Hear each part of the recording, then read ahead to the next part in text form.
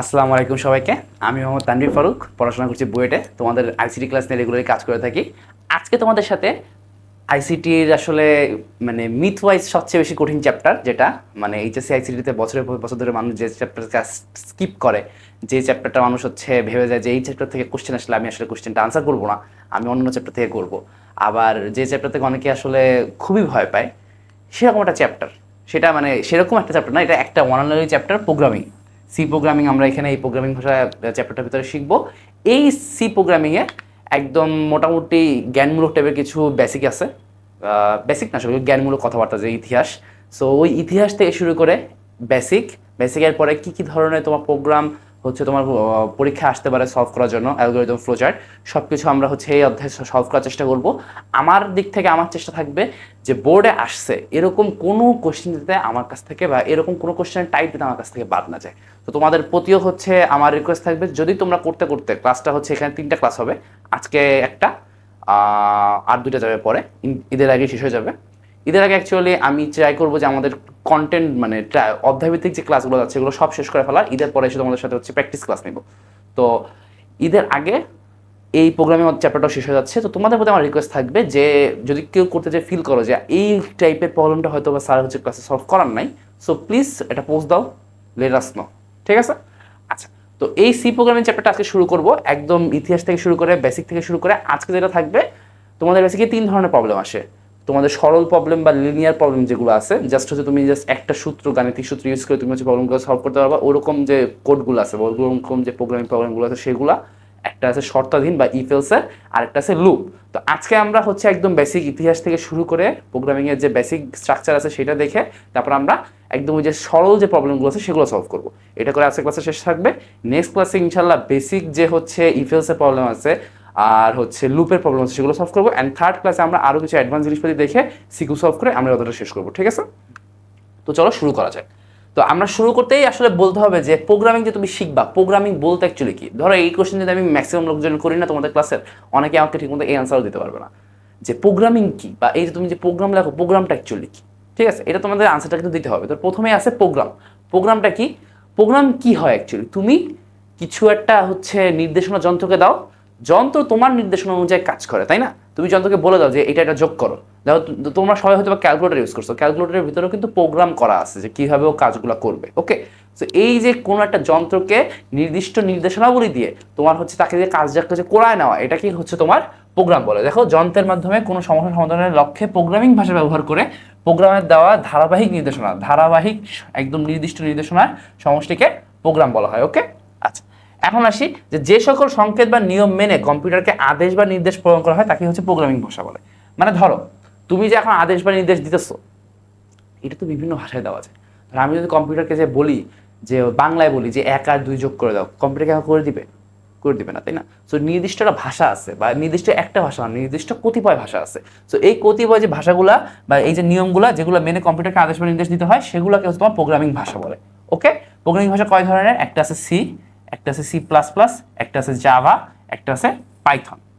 ঠিক আছে? আচ্ছা, এখন আসি প্রোগ্রামিং।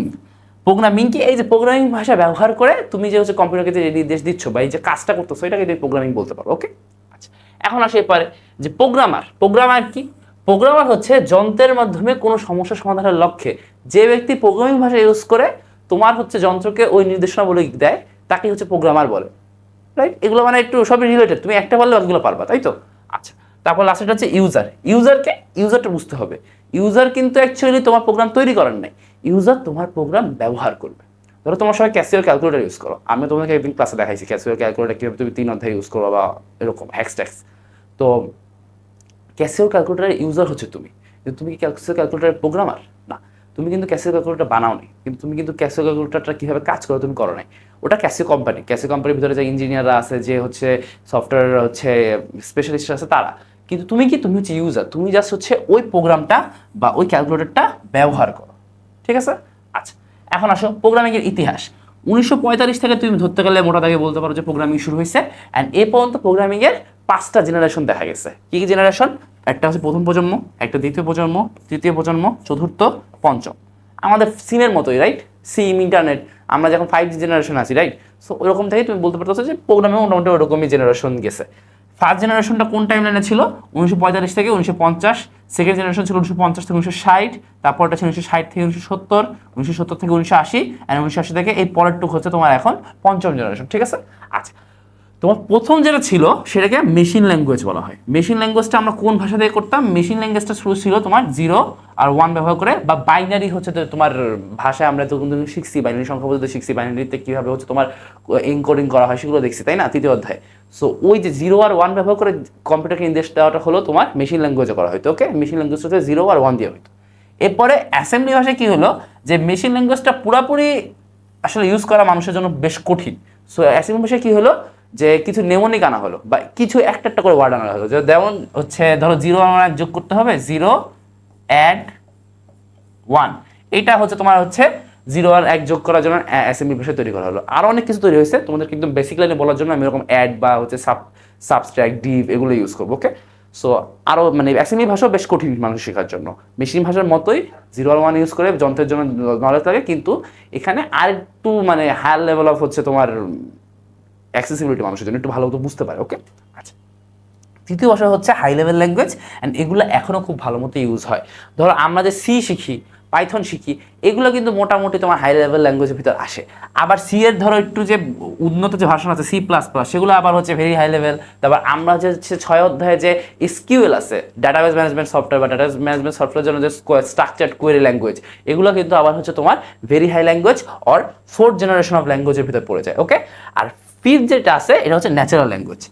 এখন ধরো এআই চলতেছে না, এ যে যুগ হচ্ছে মেশিন লার্নিং, তারপর হচ্ছে তোমরা আসলে যা দেখছো যে হচ্ছে সুপারভাইজ লার্নিং বা এইসব অনেক বিভিন্ন শাখা তৈরি হয়েছে, এগুলো আসলে ন্যাচারাল ল্যাঙ্গুয়েজের একটা পার্ট থেকে তৈরি হয়েছে। এই এআই ধরো এই যে মেশিন লার্নিংয়ে যে হচ্ছে এখন যে কাজগুলো করা হয়, এগুলো ন্যাচারাল লার্নিংয়ের একটা বাই প্রোডাক্ট, বা এখানে যে গবেষণাগুলো হয়েছে এগুলোর উপরে করা হয়। মানে এই ন্যাচারাল লার্নিংয়ে তোমার হচ্ছে নলেজটা হচ্ছে এরকমভাবে বিল্ড করা, মানে লক্ষ্য রেখে ন্যাচারাল লার্নিংটা তৈরি করা হয়েছে যাতে মানুষ কথা বলবে।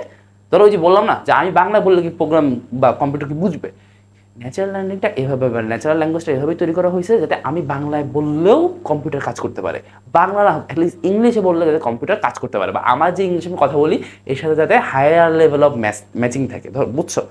তো এখন কিন্তু অ্যাকচুয়ালি হচ্ছে, তাই না? তুমি চ্যাটজিপিটিতে কিছু বলে চ্যাটজিপিটি তোমাকে করে দিতে পারতেছে। চ্যাটজিপিটি ব্যাকএন্ডের কোডটা হয়েছে, ওটাও অনেকটাই মানুষের ভাষার সাথে এখন অনেক বেশি মিল আছে, ঠিক আছে।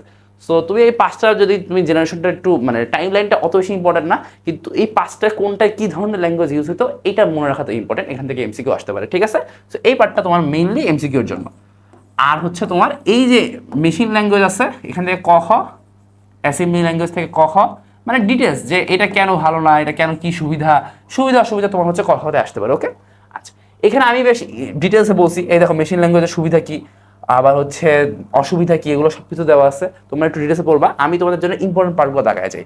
ধরো মেশিন ল্যাঙ্গুয়েজের সবচেয়ে বড় সুবিধা হচ্ছে কম্পিউটারের সাথে সরাসরি সংযোগ করা যায়। যেহেতু আমি কম্পিউটার ভাষা কি 0 আর 1, আমি প্রোগ্রামিং করতেছি কিসে 0 আর 1, সো কম্পিউটারের সাথে একদম ডিরেক্টলি একটা সংযোগ আমি এখানে তৈরি করতে পারতেছি।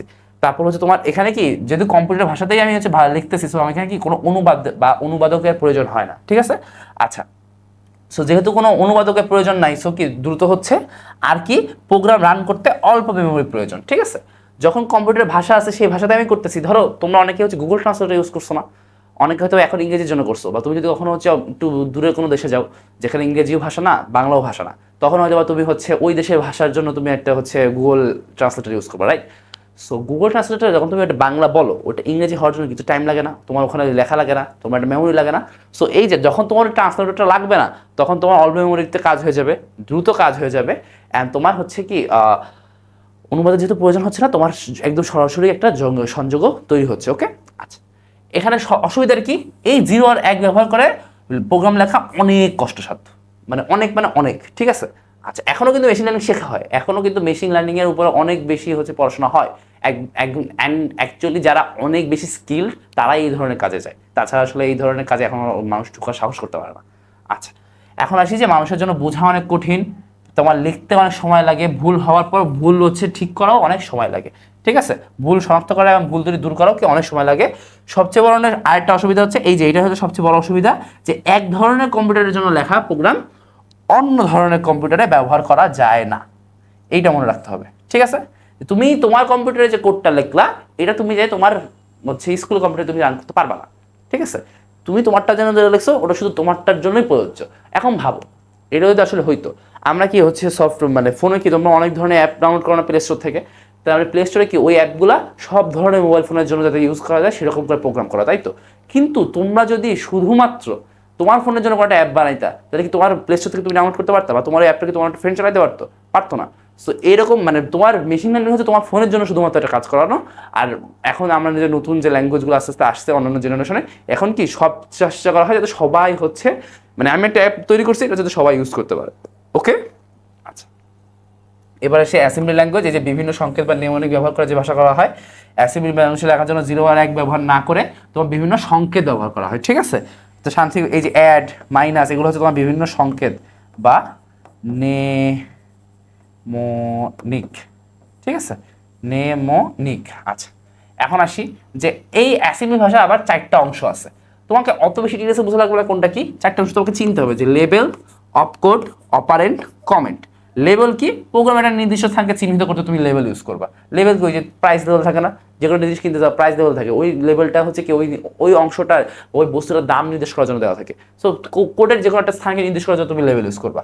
কমেন্ট কি? প্রোগ্রামে কোনো একটা নির্দিষ্ট কি কাজ তা বর্ণনা করতে। ধরো এই যে কমেন্ট আমরাও করবো, আমরা সি প্রোগ্রাম শিখবো, সি প্রোগ্রামেও আমরা কমেন্ট করবো, ডকুমেন্টেশন করবো, যাতে অন্যদের জন্য সেটা বোঝাটা সহজ হয়। ওকে, আচ্ছা তোমরা অ্যাকচুয়ালি খাতায় করবা না, কিন্তু অ্যাকচুয়ালি যারা প্রোগ্রামার প্রপারলি প্রফেশনাল তাদের কিন্তু ইউজ করতে হয়। বিকজ আমি যে কোডটা করতেছি এটা কিন্তু আরেকজন পড়বে, সো সে আমার কোডটা যাতে ভালো মতো বুঝতে পারে, এর জন্য কমেন্টিংটা খুবই ইম্পর্টেন্ট। সো এইটার একটা পার্ট হচ্ছে অ্যাসেম্বলিতেও ছিল।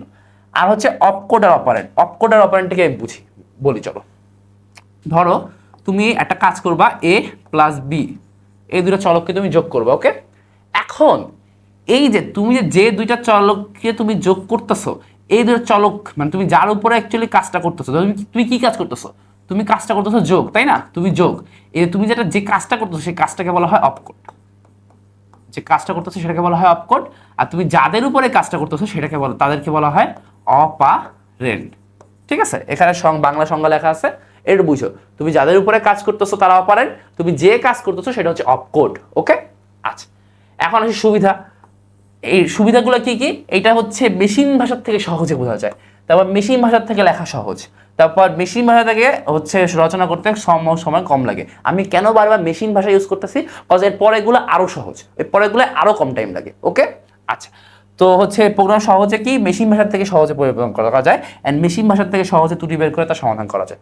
বুঝতে পারছো? মানে সবগুলো কি রিলেটিভ টু মেশিন ভাষা। ওকে, আচ্ছা অসুবিধা কি? এটারও অসুবিধা হচ্ছে যে এক ধরনের কম্পিউটারের জন্য লেখা প্রোগ্রাম অন্য ধরনের কম্পিউটারে ব্যবহার করা যায় না। ঠিক আছে, মানে এটাও কি সেম মেশিন ভাষার মতো, তুমি যে প্রোগ্রামের জন্য লিখবা ঠিক সেটাতে তুমি ইউজ করতে পারবে। ওকে, আচ্ছা এরপর আসি যে প্রোগ্রাম রচনার সময় প্রোগ্রামারকে মেশিন সম্পর্কে ধারণা থাকতে হয়, কারণ যেহেতু হচ্ছে ওই যে ডিরেক্ট সম্পর্কটা হচ্ছে। তাও আচ্ছা অ্যাসেম্বলি তো ডিরেক্ট সম্পর্কটা হয় না, অ্যাসেম্বলিতে হচ্ছে তোমার শুধুমাত্র ডিরেক্ট সম্পর্ক মেশিন ভাষাতেই হয়। আচ্ছা আর যেহেতু অ্যাসেম্বলিটা তোমার 0 আর 1 লেখা না, সো কি অনুবাদক প্রোগ্রামের প্রয়োজন আছে। যেহেতু 0 আর 1 লেখা না, কম্পিউটার ভাষা কি 0 আর 1, সো তুমি 0 আর 1 মানে যে ভাষাতেই লিখবা তোমার হচ্ছে একটা অনুবাদক প্রোগ্রাম লাগবে। ঠিক আছে, অনুবাদক প্রোগ্রাম নিয়ে একটু ডিটেলস আলোচনা আমাদের একটু পরে আছে। ঠিক আছে, বেশ কয়েক ধরনের অনুবাদক প্রোগ্রাম আছে। আচ্ছা এখন আসি উচ্চতরের ভাষা। উচ্চস্তরের ভাষাটা হচ্ছে তোমার থার্ড লেভেল ল্যাঙ্গুয়েজ। ঠিক আছে, আচ্ছা এই ভিতরে কি আছে? উচ্চস্তরের ভাষা হলো সেই সকল ভাষা যা মানুষের বোধগম্য মানুষের ভাষার জন্য কাছাকাছি।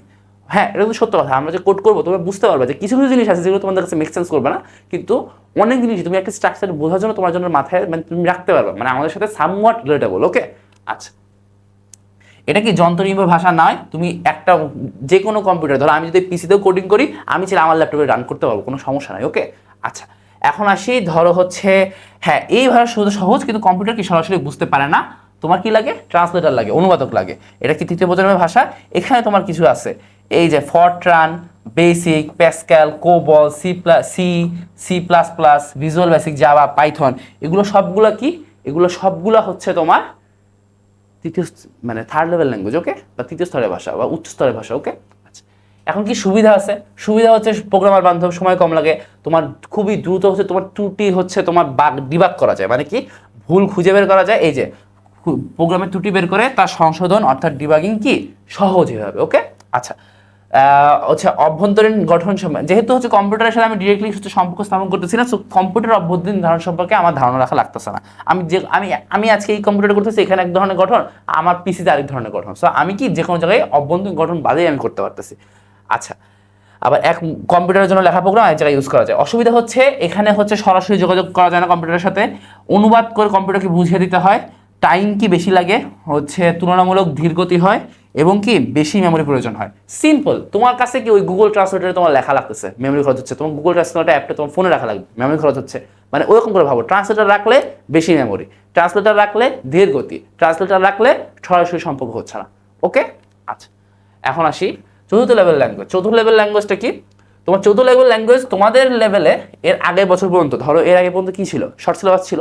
শর্ট সিলেবাস থেকে তোমার ষষ্ঠ থেকে একটা কোশ্চেন তাও অনেক জায়গায় ম্যাক্সিমাম আসতো, যে এসকিউএল কোন স্তরের ভাষা। এসকিউএল হচ্ছে চতুর্থ স্তরের ভাষা, ঠিক আছে? এসকিউএল হচ্ছে চতুর্থ স্তরের প্রোগ্রামিং ভাষা। তাহলে এই চতুর্থ ভাষাটা কি? এসকিউএল বা স্ট্রাকচার্ড কোয়েরি ল্যাঙ্গুয়েজ, তাই তো? আচ্ছা আচ্ছা, এটা তোমাদের জন্য লিখে দিই, স্ট্রাকচার, এটা হয়তো অনেকেই করছো। আবার এসকিউএল আমাদের ডিটেইল আলোচনা হচ্ছে 6 অধ্যায়ের কাছে আছে, স্ট্রাকচার্ড কোয়েরি ল্যাঙ্গুয়েজ। আচ্ছা, স্ট্রাকচার্ড কোয়েরি ল্যাঙ্গুয়েজ। এখন আসি যে 1970 সাল থেকে এই ভাষাটা চলতেছে। তোমার হচ্ছে ডেটাবেস প্রোগ্রামিং ও স্ক্রিপ্টিং এর ক্ষেত্রে এই ধরনের ভাষা খুবই ইউজ করা হয়। আর প্রোগ্রামিং ফ্রেন্ডলি আরও বেশি, মানে তৃতীয় স্তরের থেকেও বেশি প্রোগ্রামিং ফ্রেন্ডলি, তৃতীয় স্তরের থেকে বেশি ইজি ইউজ করার জন্য। আর হচ্ছে চতুর্থ ভাষা হলো ডেটাবেস সংগত ভাষা, এগুলো তো আমরা পড়ছি, সো এটা গেল। এবং পঞ্চম স্তরের ভাষা বা সেই ন্যাচারাল ল্যাঙ্গুয়েজ, তাই তো? Natural language. আচ্ছা, ন্যাচারাল ল্যাঙ্গুয়েজ একদম মানুষের ভাষার মতো। ওকে, তো মানুষের ভাষার মতো তোমার যে ভাষাগুলো সেগুলো তুমি ন্যাচারাল বলতেছো, মানে কি? আবার এগুলো কি আর্টিফিশিয়াল ইন্টেলিজেন্স বা কৃত্রিম বুদ্ধিমত্তা, তারপর হচ্ছে তোমার ইন্টেলিজেন্ট কম্পাইলার, এগুলোর জন্য ইউজ করতে হয়, মৌখিকভাবে নির্দেশ দিলেও কাজ করে, ঠিক আছে? এরকম কিছু কিছু ইম্পর্টেন্ট জিনিস আছে, এগুলো একটু মনে রাখতে হবে। তোমাদের জন্য বলি, তোমাদের জন্য এই যে 5টা জেনারেশন, এগুলো তোমাদের প্রশ্ন হিসাবে কোনগুলো সবচেয়ে বেশি ইম্পর্টেন্ট? তোমাদের প্রশ্ন হিসাবে প্রথম 2টা বেশি ইম্পর্টেন্ট, তারপরের 2টা থেকে জাস্ট কিছু কিছু ধরা বাঁধা এমসিকিউ আসে, এগুলো আমি অলরেডি বলে ফেলছি।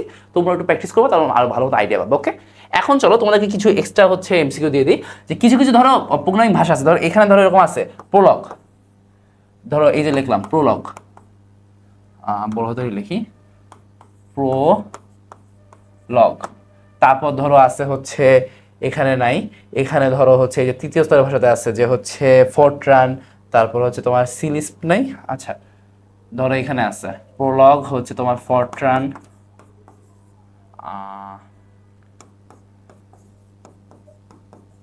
তারপর তোমার লিস্প। আমার আপাতত এগুলো মনে করতেছে। এই যে এই ভাষাগুলো না, এই ভাষাগুলো একটা করে পূর্ণরূপ আছে। কি কি পূর্ণরূপ? তোমাদের এগুলো অনেক সময় আসে। আচ্ছা, ম্যাটল্যাব আছে, একটা ম্যাটল্যাবটা দিয়ে দিই। ম্যাটল্যাব অত বেশি ইম্পর্টেন্ট না, তো ম্যাটল্যাবের পূর্ণরূপটা জেনে রাখো। আচ্ছা, প্রোলগের পূর্ণরূপটা কি? প্রোলগের পূর্ণরূপটা হচ্ছে প্রোগ্রামিং লজিক। Programming logic. ফোরট্রানটা কি? ফোরট্রানটা হচ্ছে ফর্মুলা ট্রান্সলেশন। Formula translation. লিস্টটা কি? লিস্টটা হচ্ছে লিস্ট প্রসেসিং। এই যে ম্যাটল্যাব, ম্যাটল্যাবটা কি? Mathematics laboratory. ম্যাথল্যাবটা আসলে ডিরেক্টলি কোনো প্রোগ্রামিং ভাষা না, বাট অনেক জায়গায় হচ্ছে তোমার আচ্ছা ল্যাবরেটরি বানান ভুল করছি, স্যাড, ল্যাবরেটরি, ঠিক আছে? আচ্ছা, তো ম্যাটল্যাবটা ডিরেক্টলি কোনো প্রোগ্রামিং ভাষা না, বাট এটাকে তোমার অনেক সময় পূর্ণরূপটা চাই, জন্য দিয়ে রাখলাম। ওকে, তো এরকম পূর্ণরূপগুলো অনেক সময় এমসিকিউতে আসে। কিসে আসে? এমসিকিউতে আসে। সো জেনে রাখা অবভিয়াসলি অনেক বেটার। ওকে, আচ্ছা এখন আসি, যে বললাম না একটু আগে যে অনুবাদক প্রোগ্রাম নিয়ে আমাদের বেশ ডিটেলস আলোচনা আছে, অনুবাদক প্রোগ্রাম নিয়ে এখন ডিটেলস আলোচনা শুরু করবো, ঠিক আছে? তো অনুবাদক প্রোগ্রাম কি? আমি এক ভাষায় কথা বলতেছি, আমার ভাষার কথাটা অন্য কাউকে বোঝাতে হবে যে আমার ভাষার কথাটা বুঝে না, তাই তো? কম্পিউটারের ক্ষেত্রে এটা কি? কম্পিউটারের ক্ষেত্রে হচ্ছে ধরো আমরা আমাদের মতো করে নির্দেশনা দিচ্ছি, কিন্তু কম্পিউটার 0 1 বা 1 বা অন্য কিছু বুঝে না। তো আমার ভাষাটাকে কি 0 আর 1-এ কনভার্ট করতে হবে, রাইট? ওই যে অনেকটা এনকোডারের মতো, এনকোডার কি করতো? আমরা আমাদের ভাষাটা বলতাম, এনকোডার কি ওই যে 0 আর 1-এর ভাষায় প্রকাশ করতো। সো ওগুলো তো খালি আমরা নাম্বার ইনপুট দিতাম বা কোনো একটা সংখ্যা ইনপুট দিছি, এখানে কি আমরা একটা নির্দেশনা ইনপুট দিব। সো অনুবাদকটাকে তুমি ইনপুটের সাথে হালকা মিলাই ভাবতে পারো। আচ্ছা, তো অনুবাদক প্রোগ্রাম কয়টা আছে? 3টা। একটা আছে অ্যাসেম্বলার, একটা আছে কম্পাইলার, একটা আছে কি ইন্টারপ্রেটার, ঠিক আছে? অ্যাসেম্বলার কি? অ্যাসেম্বলি ভাষার যে মানে অ্যাসেম্বলারটি অনুবাদক যা অ্যাসেম্বলি ভাষার জন্য কাজ করে। কার জন্য কাজ করে? অ্যাসেম্বলি ভাষার জন্য। অ্যাসেম্বলি ভাষায় আমি যে নির্দেশনাগুলো দিব সেগুলোকে কি কম্পিউটারের ভাষায় অথবা 0 1-এ প্রকাশ করে। ওকে, আচ্ছা এবার আসি কম্পাইলার। কম্পাইলার হলো এক ধরনের অনুবাদক প্রোগ্রাম যা হাই লেভেল ল্যাঙ্গুয়েজ, এই যে হাই লেভেল ল্যাঙ্গুয়েজ মানে হচ্ছে তোমার 3rd 4th, বেসিক্যালি 3rd, তো 3rd ভাষাকে মেশিন ভাষায় রূপান্তর করে। আর সব দেখো ইন্টারপ্রেটারও কি এক ধরনের অনুবাদক প্রোগ্রাম যা হাই লেভেল ভাষায় তোমার হচ্ছে লিখিত প্রোগ্রামকে মেশিন ভাষায় রূপান্তর করে। তো দুটোর তো পার্থক্য কি? দুটোতে হাই লেভেল ভাষাকে রূপান্তর করতেছে, অ্যাসেম্বলি না হয় অ্যাসেম্বলি ভাষাকে করতো, এই দুটো তো হাই লেভেল ভাষাকে করতেছে। তো পার্থক্যটা কোথায়? পার্থক্যটা হচ্ছে তোমার কম্পাইলার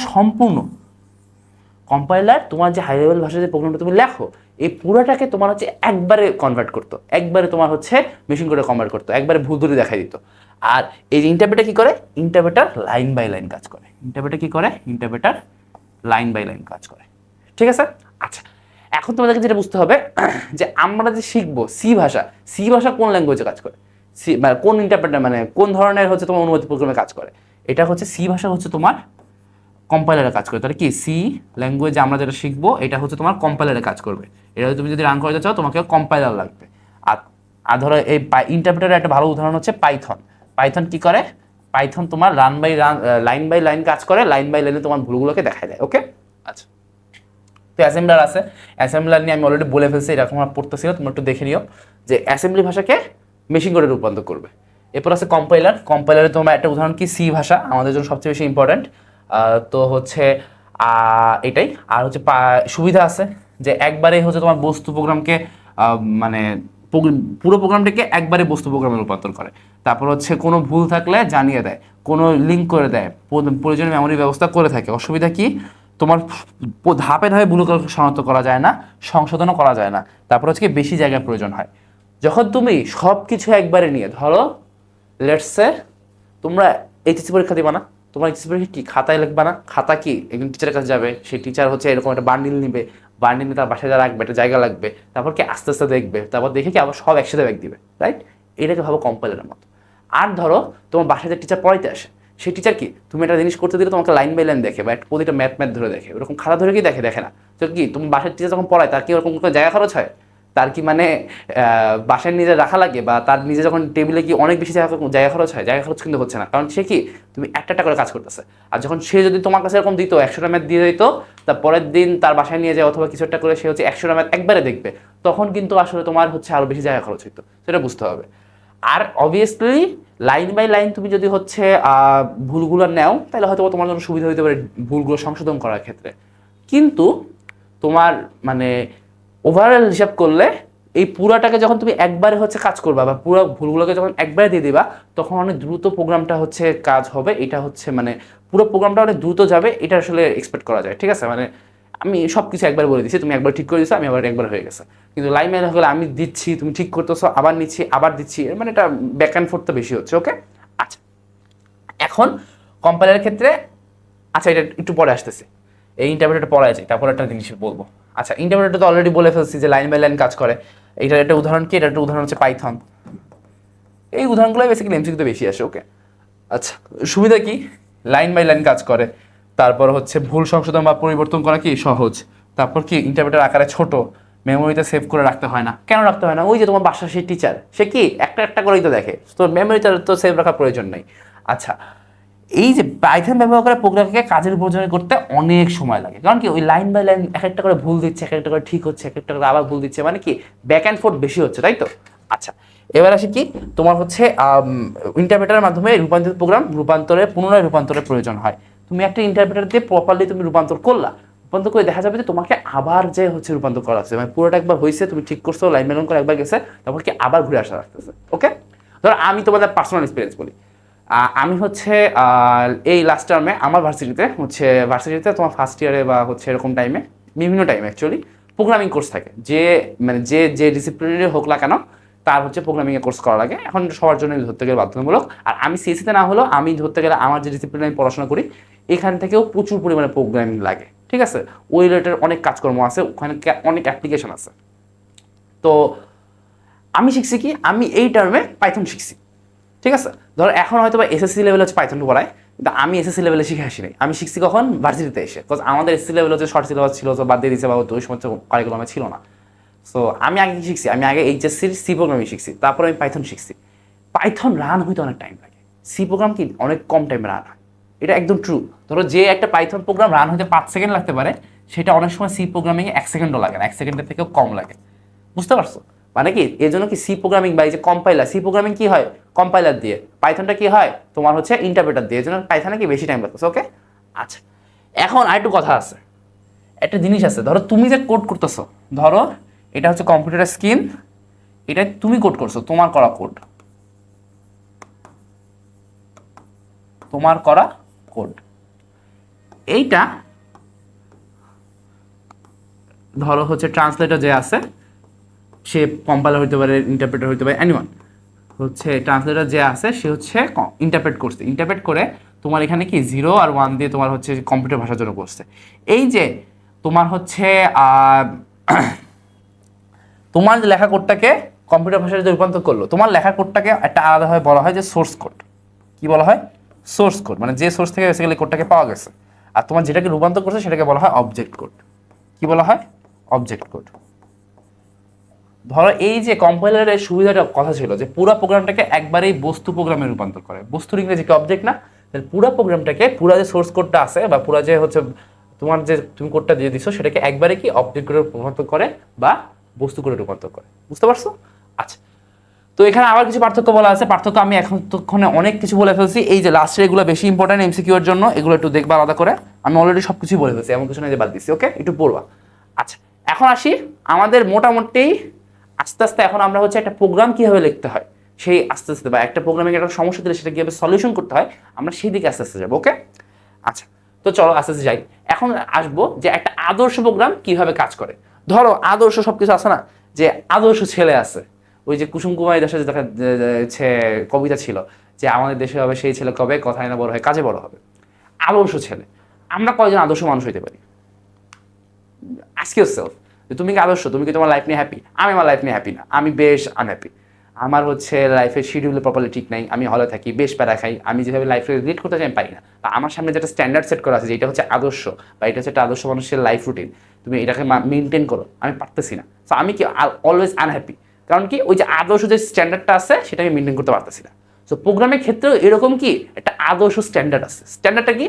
তোমার হচ্ছে ওই স্ট্যান্ডার্ড হচ্ছে প্রোগ্রামটাকে সহজ হইতে হবে, প্রোগ্রামটাকে সংক্ষিপ্ত হইতে হবে, প্রোগ্রামটাকে বোধগম্য হওয়া লাগবে, প্রোগ্রামটা রাখতে কম মেমোরি লাগবে, প্রোগ্রামটা হচ্ছে কাজ করতে কম সময় লাগবে, প্রোগ্রামটা সহজে হচ্ছে চাইলে বাড়ানো যাবে, প্রোগ্রামে সহজে ভুল খুঁজে দেওয়া যাবে এবং ভুল করে ডিবাগ করা যাবে। এই যে বাগ, বাগ মানে হচ্ছে তোমার ভুল, আর ডিবাগ, ডিবাগ মানে কি? ডিবাগ মানে হচ্ছে তোমার ভুল সংশোধন। ঠিক আছে, তো বাগ মানে কি? ভুল। ডিবাগ মানে কি? ভুল সংশোধন। তো এগুলো হচ্ছে তোমার আদর্শ প্রোগ্রামের স্ট্যান্ডার্ড, যে একটা প্রোগ্রামকে তুমি ট্রাই করবা কি, you always try to maintain this. তুমি চাবা যেগুলো আমি মেনটেন করতে পারি যাতে, কিন্তু সবসময় কি পারবা? পারবা না। ঠিক আছে, তোমার তো আরো কম কম, তুমি প্রোগ্রাম করবা খাতায়, খাতা তো আসলে প্রোগ্রাম করার জিনিস না, প্রোগ্রাম তো তোমার কম্পিউটার করা উচিত ছিল। কিন্তু তুমি যেহেতু খাতায় করবা, সো তুমি ট্রাই করবা যে যাতে তুমি একটা জিনিস শিখো, তুমি যাতে হচ্ছে সেটাকে প্রপারলি ইউটিলাইজ করতে পারো। ধরো আমাদের কোর্সটা কীরকম হয়, আমাদের কোর্সটা মানে আমি কোর্স বলতে হচ্ছে এইচএসসি যে কোর্স পুরাটা, মানে সরকারিভাবে যে আউটলাইনটা আছে, যে আমাদের যে সিলেবাস, সো ওখানে কি হয় যে তোমার এমনভাবে করে রাখছে যে পরীক্ষায় আসলে বাইরে কিছু দেয় না, পরীক্ষায় নতুন কিছু আসে না। আমি একটা জিনিস তোমাকে সলভ করে দেবো, তুমি সেই নিয়মে যাই ধরতে গেলে সলভ করবা, বা আমাকে আমার টিচার যেভাবে সলভ করেছিল আমিও ধরতে গেলে ওরকম লেভেলে সলভ করেছি। কিছু কিছু হয়তো আমাকে দেখতে নতুন নতুন আমি অ্যাড করতেছি, বাট ম্যাক্সিমাম স্ট্রাকচারটা এইচএসসি লেভেলের সেম। কিন্তু প্রোগ্রামিংয়ের মেইন কিন্তু এটা না। প্রোগ্রামিংয়ের মেইন এটা হচ্ছে তো তোমার এই যে দেখো প্রোগ্রামিংয়ে বেশ কিছু ধাপ আছে। ধাপগুলো কি কি? তোমাকে একটা সমস্যা দিলাম, সেই সমস্যাটাকে নির্দিষ্ট করতে হবে, সেই সমস্যাটাকে বিশ্লেষণ করতে হবে, সেই সমস্যা তুমি নির্দিষ্ট করলা। ধরো এইটা বুঝবা যে নির্দিষ্ট আর বিশ্লেষণ আবার আলাদা কীভাবে। তুমি ভাবো, তোমাকে আমি বললাম যে বাংলাদেশে এই যে ট্রাফিক আইন মানে না, লেটসে মানুষ বললাম যে বাংলাদেশের মানুষজন ট্রাফিক আইন মানে না, এটা একটা সমস্যা। ঠিক আছে, সলভ দিস ইউজিং প্রোগ্রামিং। মানে তুমি কীভাবে করবে এটা, তাই না? এখন তুমি তখন কী করবা? তুমি আগে দেখবা যে হ্যাঁ সমস্যাটা কি, বাংলাদেশে ট্রাফিক আইন মানে না। তারপর তুমি প্রোগ্রামিংয়ে আসবে, যেটা কীভাবে প্রোগ্রামিং ইউজ করে সলভ করা যায়। তখন তুমি দেখবা এখন এই যে ঢাকায় নতুন শুরু হয়েছে 2-3 দিন ধরে, আমি দেখলাম আজকে পোস্ট ক্লাস নিতে আসলাম, তো পোস্টে দেখলাম যে মানুষজন রাত 1টার সময়ও হচ্ছে কারণ বাজারে এখন হচ্ছে এআই ক্যামেরা লাগাইছে। সো এআই হচ্ছে তোমার অটোমেটিক্যালি কেস দিয়ে দেয়, সো মানুষজন ওই ক্যামেরা ভয়ে তোমার সিগন্যালে দাঁড়ায়। ঠিক আছে, অটোমেটিক্যালি কেস না আসে। সো এখানে এটা কি প্রোগ্রামিং ইউজ করা হয়েছে না? এআই যেহেতু এআই প্রোগ্রামিং করা হয়েছে, এআই কীভাবে গাড়িকে ডিটেক্ট করবে এগুলো করা হয়েছে। সো এগুলো কি তুমি হচ্ছে এই যে তোমার কাছে যে সমস্যা দেওয়া ছিল যে ট্রাফিক রুল কেউ মানে না, ওখান থেকে তুমি একটা সলিউশন বের করছো যে তাহলে আমি এআই ইমপ্লিমেন্ট করবো বাংলাদেশের মতো করে। সো এটা তোমার হচ্ছে তোমার জন্য সমস্যাটা হচ্ছে এইটা যে তুমি এই এখন যে তুমি বিশ্লেষণ করে যে লাইনটা পাইছো এটা তুমি এখন সলভ করবা। এটা সলভ করে তুমি এখন প্রোগ্রাম ডিজাইনে যাবা। তুমি কি করবা? প্রোগ্রাম ডিজাইন মানে কি? একটা অ্যালগরিদম, ফ্লো চার্ট বা তোমার হচ্ছে কর্মপদ্ধতি, বেসিক্যালি তুমি সলভটা অ্যাকচুয়ালি কীভাবে করবা।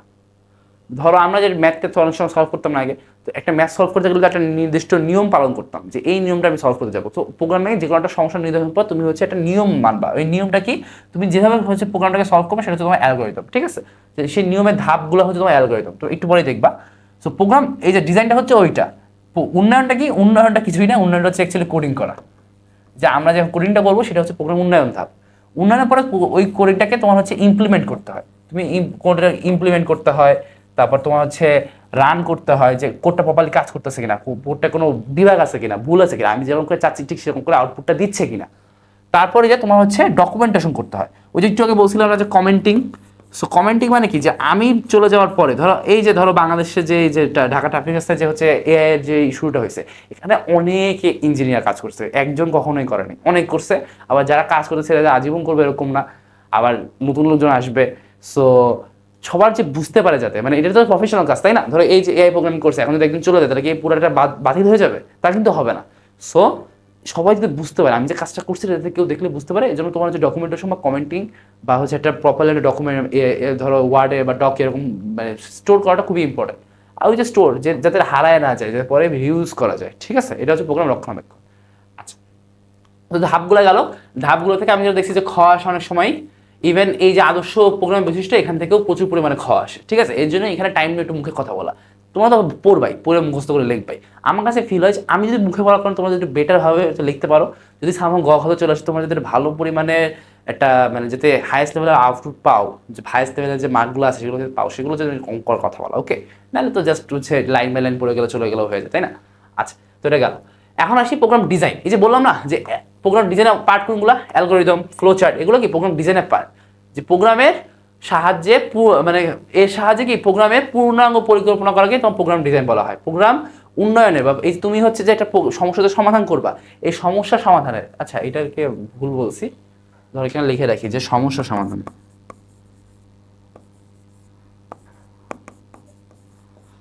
সমস্যা সমাধানের সবচেয়ে গুরুত্বপূর্ণ ধাপ হলো তোমার প্রোগ্রাম ডিজাইন, ওকে? আচ্ছা, এখন আসি অ্যালগরিদম। অ্যালগরিদম কি? সমস্যা সমাধানের যুক্তিসম্মত ও পর্যায়ক্রমিক ধারণাকে তোমার হচ্ছে অ্যালগরিদম বলা হয়। অ্যালগরিদম বেশ ইজি, ঠিক আছে? অ্যালগরিদম তোমার কি করা হয়? দেখো এই যে আমি তোমাদের জন্য একটা উদাহরণ নিচ্ছি যে একটা ত্রিভুজের ক্ষেত্রফল নির্ণয় করে অ্যালগরিদমটা লেখো। ত্রিভুজের ক্ষেত্রফল কি তোমরা অনেকেই জানো, যে ধরো ত্রিভুজের এরকম একটা ত্রিভুজ নিলাম, ত্রিভুজ নিলাম, তোমার ত্রিভুজ ধরো এটা হচ্ছে 90 ডিগ্রি, তাহলে এটা কি? এটা হচ্ছে ত্রিভুজের উচ্চতা, তাই না? এটা হচ্ছে ত্রিভুজের উচ্চতা। এটা কি? এটা হচ্ছে ত্রিভুজের ভূমি। তো এই যে উচ্চতায় ভূমি, তুমি যে ত্রিভুজের ক্ষেত্রফলের সূত্রটা কি? ত্রিভুজের ক্ষেত্রফলের সূত্র হচ্ছে তোমার হাফ ইন্টু ভূমি ইন্টু উচ্চতা না? হাফ ইন্টু ভূমি ইন্টু উচ্চতা, তাই তো? হাফ ইন্টু ভূমি ইন্টু উচ্চতা। তো তুমি কি করবা? তুমি ওই লজিকটাই তুমি হচ্ছে অ্যালগরিদমে তুমি অ্যাকচুয়ালি প্রোগ্রামকে দিয়ে কীভাবে কাজটা করবা সেটা তুমি লিখবা। দেখো প্রথমে তোমার ধাপ 1 তুমি অলওয়েজ শুরু, আর ধাপ 5 হচ্ছে অলওয়েজ শেষ, এটা নিয়ে কোনো কথাবার্তা নেই। তারপর কি? ধরো তুমি এই যে তুমি একটা ত্রিভুজের ভূমি আর উচ্চতা নির্ণয় করবা, প্রোগ্রামটা কীরকম হবে? তো তোমার একটা প্রোগ্রাম থাকবে, তুমি ওখানে যে হচ্ছে ত্রিভুজের ভূমিটা দিবা, উচ্চতা লিখবা যে এটা হচ্ছে ত্রিভুজের ভূমি, এটা হচ্ছে ত্রিভুজের উচ্চতা, তোমাকে একটু হিসাব করে দিয়ে দিবে, তাই তো? তার মানে কি তোমাকে ওখান থেকে ইনপুটটা দেওয়া লাগবে, ইউজার ইনপুট, বা তুমি যে মানে যে প্রোগ্রামটা চালাবে সে কি এই যে উচ্চতা আর ভূমিটা বলে দেবে প্রোগ্রামকে, তাই তো? সো এই যে ত্রিভুজের ভূমি উচ্চতার মানটা গ্রহণ করতে হবে কার কাছ থেকে? ইউজারের থেকে গ্রহণ করতে হবে। আচ্ছা, এরপর কি গ্রহণ করার পরে তোমার হচ্ছে ত্রিভুজের ক্ষেত্রফলের সূত্র ইউজ করে তোমার হচ্ছে ওই ক্ষেত্রফলটা নির্ণয় করতে হবে। তারপর কি এই ক্ষেত্রফলটাকে তুমি যেটাকে নির্ণয় করছো এটাকে প্রদর্শন করাতে হবে বা কম্পিউটার স্ক্রিনে দেখাইতে হবে। আলটিমেটলি তোমার ধাপটা শেষ। বুঝতে পারছো? এরকম করে তুমি একচুয়ালি কীভাবে শুরু করবা, শুরু থেকে তুমি শেষ করবা, এটা তুমি ধাপ অনুসারে লিখে দিবা, এটা তোমার অ্যালগরিদম। বুঝতে পারছো? আচ্ছা, এখন হচ্ছে ফ্লো চার্ট। ফ্লো চার্টটা কি? ফ্লো চার্টটাও বেশি ইজি। তোমার এই অ্যালগরিদমটা কি? তোমার হচ্ছে অ্যালগরিদমের চিত্রভিত্তিক রূপটাই হলো বেসিক্যালি ফ্লো চার্ট। অথবা তুমি প্রপারলি বললে যে চিত্রভিত্তিক পদ্ধতিতে কতগুলো বিশেষ চিহ্নের সাহায্যে, এই যে কতগুলো বিশেষ চিহ্নের সাহায্যে কোনো একটি নির্দিষ্ট সমস্যা সমাধান করা হয় তাকে হচ্ছে ফ্লো চার্ট বলে। বুঝতে পারছো? বিশেষ চিহ্ন আছে, চিহ্নগুলো কি কি? চিহ্নগুলো হচ্ছে এই যে চিহ্নগুলো কি কি আছে তোমার? এই দেখো প্রক্রিয়াকরণের একটা চিহ্ন আছে। প্রক্রিয়াকরণের চিহ্ন মানে কি? এই যে যে আয়তকার যে চিহ্নটা আছে এইটা মানে হচ্ছে তোমার, এই চিহ্ন দেখা মানেই তোমার হচ্ছে কোনো কিছু হিসাব নিকাশ হচ্ছে। প্রক্রিয়াকরণ মানে তোমার হচ্ছে হিসাব নিকাশ, হিসাব নিকাশ। আচ্ছা, ইনপুট আউটপুট মানে মান গ্রহণ মান ত্যাগ, মান গ্রহণ মান ত্যাগ না সরি, আর প্রদর্শন। কম্পিউটার স্ক্রিনে তুমি হচ্ছে মান প্রদর্শন করবা, তারপর হচ্ছে তুমি হচ্ছে কিবোর্ড থেকে ইনপুট নিবা, এরকম, ঠিক আছে। আচ্ছা, এগুলোর ক্ষেত্রে কি এই যে সামান্তরিক, ঠিক আছে, একটু হেলানো।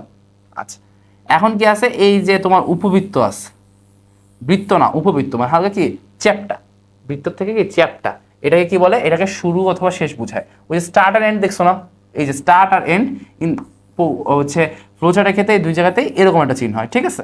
তো এই দুটো গেল। আর এই যে সিদ্ধান্ত, এই যে ডায়মন্ড, এটা কি বলে? ডায়মন্ড বা রম্বস হোয়াট এভার ইউসে, এটা কি সিদ্ধান্ত। ধরো এটা হচ্ছে শর্ত, কোনো একটা শর্ত দিলে সেই শর্তের অধীনে কাজ করতে পারবে। তাহলে কি শর্ত বুঝাইলে তোমার হচ্ছে এরকম একটা জিনিস চলে আসে, যে ডায়মন্ডটা চলে আসে, তোমার রম্বসটা চলে আসে, ওকে। আচ্ছা, এবার কি সংযোগ, এই যে একদম প্রপার একটা গোল তোমার প্রোগ্রামে বিভিন্ন পার্টের ভিতরে সংযোগ করাইতে, দেখবা সংযোগটা হচ্ছে আজকে দেখবা না কালকে দেখবা। তো সংযোগটা কিভাবে করাইতে হয়, তখন যে তোমার এই যে গোল চিহ্নটা ইউজ করা হয়, বুঝতে পারছো?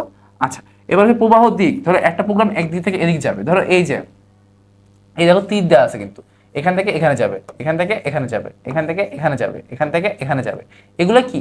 এগুলো হচ্ছে তোমার সেই তীর, তাই তো, প্রবাহ দিক, অ্যারো দিয়ে বোঝানো হয়, আর কিছুই না। আচ্ছা, এই যে লাস্টের দুইটা সাব রুটিনের টিকা, এই দুইটা হচ্ছে তুমি এমসিকিউতে ইউজ করবা। এগুলো কখনোই সিকিউতে অত বেশি ইউজ হয় না, তো তোমার লাগবে না। বর্ণনা দিয়ে তোমার যে কোনো একটা যে পার্টে হচ্ছে বর্ণনা যোগ করা হয়, আর সাব রুটিন হচ্ছে তোমার যে কোনো একটা পার্টকে আলাদা করে হচ্ছে ডকুমেন্ট করার জন্য ইউজ করা হয়, ঠিক আছে। এগুলো এমসিকিউতে আসবে, এন্ড এমসিকিউতে আসলে এখান থেকে আসার চান্স অনেক বেশি। এই দুটো মানুষজন অত বেশি মনে রাখে না, এই জন্য তোমার এমসিকিউতে এখান থেকে অনেক বেশি দেয়, বোর্ডেও দেয়। সো এখানে দিয়ে রাখছি, অ্যাটলিস্ট চিত্রটা চিনে জন্মে যে এটা সাব রুটিন, এটা বর্ণনা বা টিকা, ঠিক আছে। আচ্ছা, এখন আসি ফ্লোচার্ট। ওই ধরো একটু আগে আমরা যে ত্রিভুজের একটা অ্যালগরিদম দেখে আসছি, ওই সেম অ্যালগরিদম এখন দেখো আমি ফ্লোচার্টের মাধ্যমে দেখাচ্ছি। দেখো শুরু করছি, ধাপ 1 ছিল স্টার্ট, তো এখানে কি এখানে প্রথমে স্টার্ট করছে। স্টার্টের জন্য তোমার কি ছিল? ওই যে কমলা লেবু ছিল না, বা হোয়াট এভার চ্যাপ্টা বৃত্ত, তো এখানে কি দিচ্ছি? চ্যাপ্টা বৃত্ত। আচ্ছা, এই যে ইনপুট বা হচ্ছে আউটপুটের জন্য তোমার হচ্ছে মান গ্রহণ অথবা প্রদর্শনের জন্য কি ছিল? তোমার হচ্ছে সামান্তরিক ছিল, তো এখানে কি সামান্তরিক ইউজ করছি, তাই না? আচ্ছা, হিসাব নিকাশের জন্য কি বলছি? আয়তক্ষেত্র ইউজ করতে। দেখো এখানে হিসাব নিকাশের জন্য আয়তক্ষেত্র ইউজ করছি, ওকে। আচ্ছা, এই যে আবার সেই যেহেতু মানটা আমি কম্পিউটার স্ক্রিনে দেখাবো, সো কি এই যে সামান্তরিক ইউজ করছি, এন্ড আসলে যে আবার একটা চ্যাপ্টার লেবু, তোমার এখানে কাজ কি শেষ, বুঝতে পারছো? আচ্ছা, এখন অ্যালগরিদম আর ফ্লোচার্টের কিছু হচ্ছে পার্থক্য আছে। পার্থক্যগুলো কি কি? যে সমস্যা সমাধানের লিখিত উপায়কে তোমার অ্যালগরিদম বলে, চিত্রের সাহায্যে যেটা সেটা হচ্ছে তোমার ফ্লোচার্ট বলে।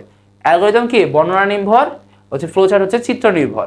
অ্যালগরিদম দেখে অনেক সময় বুঝতে একটু বেশি সময় লাগতে পারে, মানুষ মানে এর অলওয়েজ বলা হয় যে মানুষজন হচ্ছে বুঝতে বেশি ভালো, মানে দেখলে ভালো বুঝে। সো অ্যালগরিদম দেখে সময় একটু বেশি লাগতে পারে, কিন্তু কি ফ্লোচার্ট দেখে সময় কম লাগে বুঝতে। আচ্ছা, প্রোগ্রামে মানে প্রোগ্রাম কোন দিক থেকে কোন দিকে যাচ্ছে এটা অ্যালগরিদম দেখে ভালো মতো বোঝা যায় না, পড়তে হয় তারপর বুঝতে হয়। আর প্রোগ্রামে মানে প্রবাহ দিকটা কি ফ্লোচার্ট দেখলেই বোঝা যায়। আর হচ্ছে অ্যালগরিদম দেখে কম্পিউটারের ভুল ত্রুটি খুঁজে বের করা ও হচ্ছে সংশোধন করা কঠিন, ফ্লোচার্ট বেস কি এটা সহজ। তাহলে এই দুটোর ভিতরে তোমাকে ফ্লোচার্টটাকে বেশি গুরুত্বপূর্ণ বেশি ভালো বলার চেষ্টা করতেছে, এটা মনে রাখবা। সো পার্থক্য তোমার হতে প্রচুর আসে, সো ডোন্ট মিস দিস। এই জন্য আলাদা করে টেবিল করে দিয়ে দিছি। তোমার যদি আসে এরকম করে টেবিল করে লিখবা, 2 মার্কের জন্য অ্যাটলিস্ট এই পর্যন্ত লিখবা, ঠিক আছে। আচ্ছা, এখন আসি বিভিন্ন টাইপের এরর। এরর মানে কি? আচ্ছা, এই যে এরর, ঠিক আছে, বিভিন্ন টাইপের এরর। তুমি যে প্রোগ্রাম যে করবা বা তুমি যে প্রোগ্রামটা চালাবা, তোমাকে বিভিন্ন ধরনের ভুল হইতে পারে না? ভুল তো হওয়া বেশ পসিবল নাকি? এই ভুলগুলোকে আবার কয়েকটা ভাগে ভাগ করা যায়। মানে বিজ্ঞানীরা বলি বা প্রোগ্রামাররা বলি, প্রোগ্রামাররা নিজেরাই করে দেখছে যে তুমি যেই ভুল করো তোমার এই 3টা ভাগে যে কোনো একটা পড়ে যাবে, ঠিক আছে। সো ভুলগুলো কি কি? ভুলগুলো চলো দেখি। যে এই দেখো প্রথম ভুলটা আছে সিনট্যাক্স এরর। কি ভুল আছে? প্রথম ভুলটা আছে সিনট্যাক্স এরর। তারপরে ভুলটা কি আছে? তারপরে ভুলটা আছে লজিক্যাল এরর, ঠিক আছে। তারপরে ভুলটা কি আছে? তারপরে ভুলটা আছে রান টাইম এরর, বুঝতে পারছো? তাহলে কি syntax error, logical error, run time error. আচ্ছা, এখন এখানে একটু কথাবার্তা আছে। সিনট্যাক্স এরর কি? সিনট্যাক্স এরর হচ্ছে তুমি যে লিখবা, সিনট্যাক্স মানে কি জানো? সিনট্যাক্স মানে কি? সিনট্যাক্স মানে হচ্ছে লেখার ওই যে নিয়ম। ধরো বাংলা লেখায় যে আমরা কমা টমা দেই না, বা একটা লেখার পর যে হচ্ছে তোমার দাগ দিতে হয়, তোমার হচ্ছে কমা দিতে হয়, এগুলো হচ্ছে কি সিনট্যাক্স। যে কোন ওয়ার্ডের পরে কোন ওয়ার্ড বসবে, এগুলো কি সিনট্যাক্স।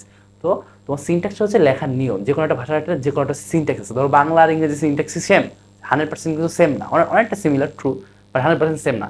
আবার ধরো হিন্দি আর বাংলা, উর্দু আর বাংলা, এগুলো সিনট্যাক্স তো আরও সেম না। বাংলায় আমরা যা ইউজ করি দাড়ি কমা, তুমি কি কখনো হচ্ছে, আমি কখনো দেখি নাই আসলে, ওদের ভাষা বুঝি না, কিন্তু আমি কখনো হিন্দি লেখায় কোনো দাড়ি কমা দেখিনি। সো তার মানে কি ওদের লেখার নিয়মটা ডিফারেন্ট, তাই তো? ওই যে সিনট্যাক্সটা ডিফারেন্ট। প্রোগ্রামিংও সেম, প্রত্যেকটা ল্যাঙ্গুয়েজের আলাদা আলাদা সিনট্যাক্স আছে। ওকে, প্রতিটা ল্যাঙ্গুয়েজের কি আলাদা আলাদা সিনট্যাক্স আছে। সো তোমার ওই যে সিনট্যাক্সের লেখার নিয়মে ভুল করা যাবে না। এখন একটা কথা আছে, এই যে সিনট্যাক্স এররটা তুমি যেখানে প্রোগ্রামটা রান করাবা সেই কম্পাইলার, অথবা ধরো তুমি বিভিন্ন বিএস স্টুডিও বা ওরকম বিভিন্ন সফটওয়্যার করতে পারো, সেই সফটওয়্যার এই এররগুলোকে দেখাবে। এই এররগুলো কি এরর শো করে? কোন এরর শো করে? সিনট্যাক্স এরর শো করে, বলে যে এই এরর হইছে অমুক লাইনে হইছে। সো কি ধরো তোমার 7 লাইনে কোড আছে, তুমি এটা এরর মানে একটা সিনট্যাক্স এরর করছো তুমি 2 নাম্বার লাইনে, কম্পিউটার ওই কম্পাইলার অথবা তোমার হচ্ছে ইন্টারপ্রেটার অথবা যে সফটওয়্যার ইউজ করো সে তো তোমাকে বলে দেবে যে 2 নাম্বার লাইনে তুমি এই জায়গায় এই ভুল করছো। সেটা কখন বলবে? সেটা বলবে তোমার হচ্ছে সিনট্যাক্সের সময়। ওকে, আচ্ছা, লজিক্যাল এররটা তোমাকে বলবে না। লজিক্যাল এররটা কি? ধরো তুমি হিসাবে ভুল করছো। আমি একটু আগে উদাহরণটা ইউজ করি যে ত্রিভুজের ক্ষেত্রফলটা কি? ত্রিভুজের ক্ষেত্রফল হচ্ছে তোমার হাফ ইন্টু ভূমি ইন্টু উচ্চতা, ঠিক আছে? তুমি কি করছো? তুমি তুমি যেটা করছো সেটা হচ্ছে যে ভূমি ইন্টু উচ্চতা গুণ 2 করে ফেলছো। এইটা হচ্ছে লজিক্যাল ভুল। যে তোমার যে লজিকে তুমি প্রোগ্রামটাকে রান করাবা বা তুমি যে নিয়মে প্রোগ্রামটাকে রান করাবা বা যে সূত্রে রান করাবা সেই সূত্র তুমি ভুল করছো। এটা হচ্ছে কি তোমার লজিক্যাল ভুল। ওকে, এখানে অনেক সময় হচ্ছে A greater than B, B greater than A, এরকম টাইপের ভুলটুলো আসে যে আসলে মানে ওই নিয়ম নীতির ভালো মতো ম্যাচ করতেছে না, ঠিক আছে? এগুলো আর কথাবার্তা হবে। রান টাইম এররটা হচ্ছে যখন কোনো সিনট্যাক্স এরর বা লজিক্যাল এরর থাকে না, তখন কম্পিউটারের ভিতরে কম্পাইলার রান করার সময় অনেক ধরনের ভুল পাওয়া যায়। এটা কম্পাইলারের দোষ বলতে পারো, হার্ডওয়্যার কম্পিউটারের হার্ডওয়্যারগত ভুল বলতে পারো। সো এইটা হচ্ছে তোমার run time error. Run time এররটা তোমার হচ্ছে প্রোগ্রাম শো করে, কিন্তু এটা আসলে মানে কীভাবে ডিবাগ করতে হবে ওটা আসলে কম্পাইলার বলে দেয় না বা সফটওয়্যার বলে দেয় না, ঠিক আছে? সো এই 3 ধরনের বেসিক্যালি তোমার ভুল হতে পারে, ঠিক আছে? ভুল নিয়ে অনেক সময় আমি খ আসা দেখছি যে বিভিন্ন টাইপের এরর নিয়ে কথা বলো, এর জন্যই তোমাদেরকে এটা আলাদা স্লাইড করে দেখাই দেওয়া। ওকে, আচ্ছা, এখন আসি জ্ঞানমূলক প্রশ্ন। তোমাদের জন্য আলাদা করে জ্ঞানমূলক প্রশ্ন অ্যাড করে রাখছি। কি কি জ্ঞানমূলক প্রশ্ন আছে? যে প্রোগ্রাম কাকে বলে, অ্যাসেম্বলার কাকে বলে, রান টাইম এরর কি, তা সব করে বলে ফেলছি, কিন্তু অ্যালগরিদম কি, অবজেক্ট ওরিয়েন্টেড প্রোগ্রাম কি, সিনট্যাক্স এরর কি, 4GL কি, এটা একটু বলি। ধরো 2 ধরনের প্রোগ্রামিং আছে, একটা হচ্ছে স্ট্রাকচার ওরিয়েন্টেড প্রোগ্রামিং,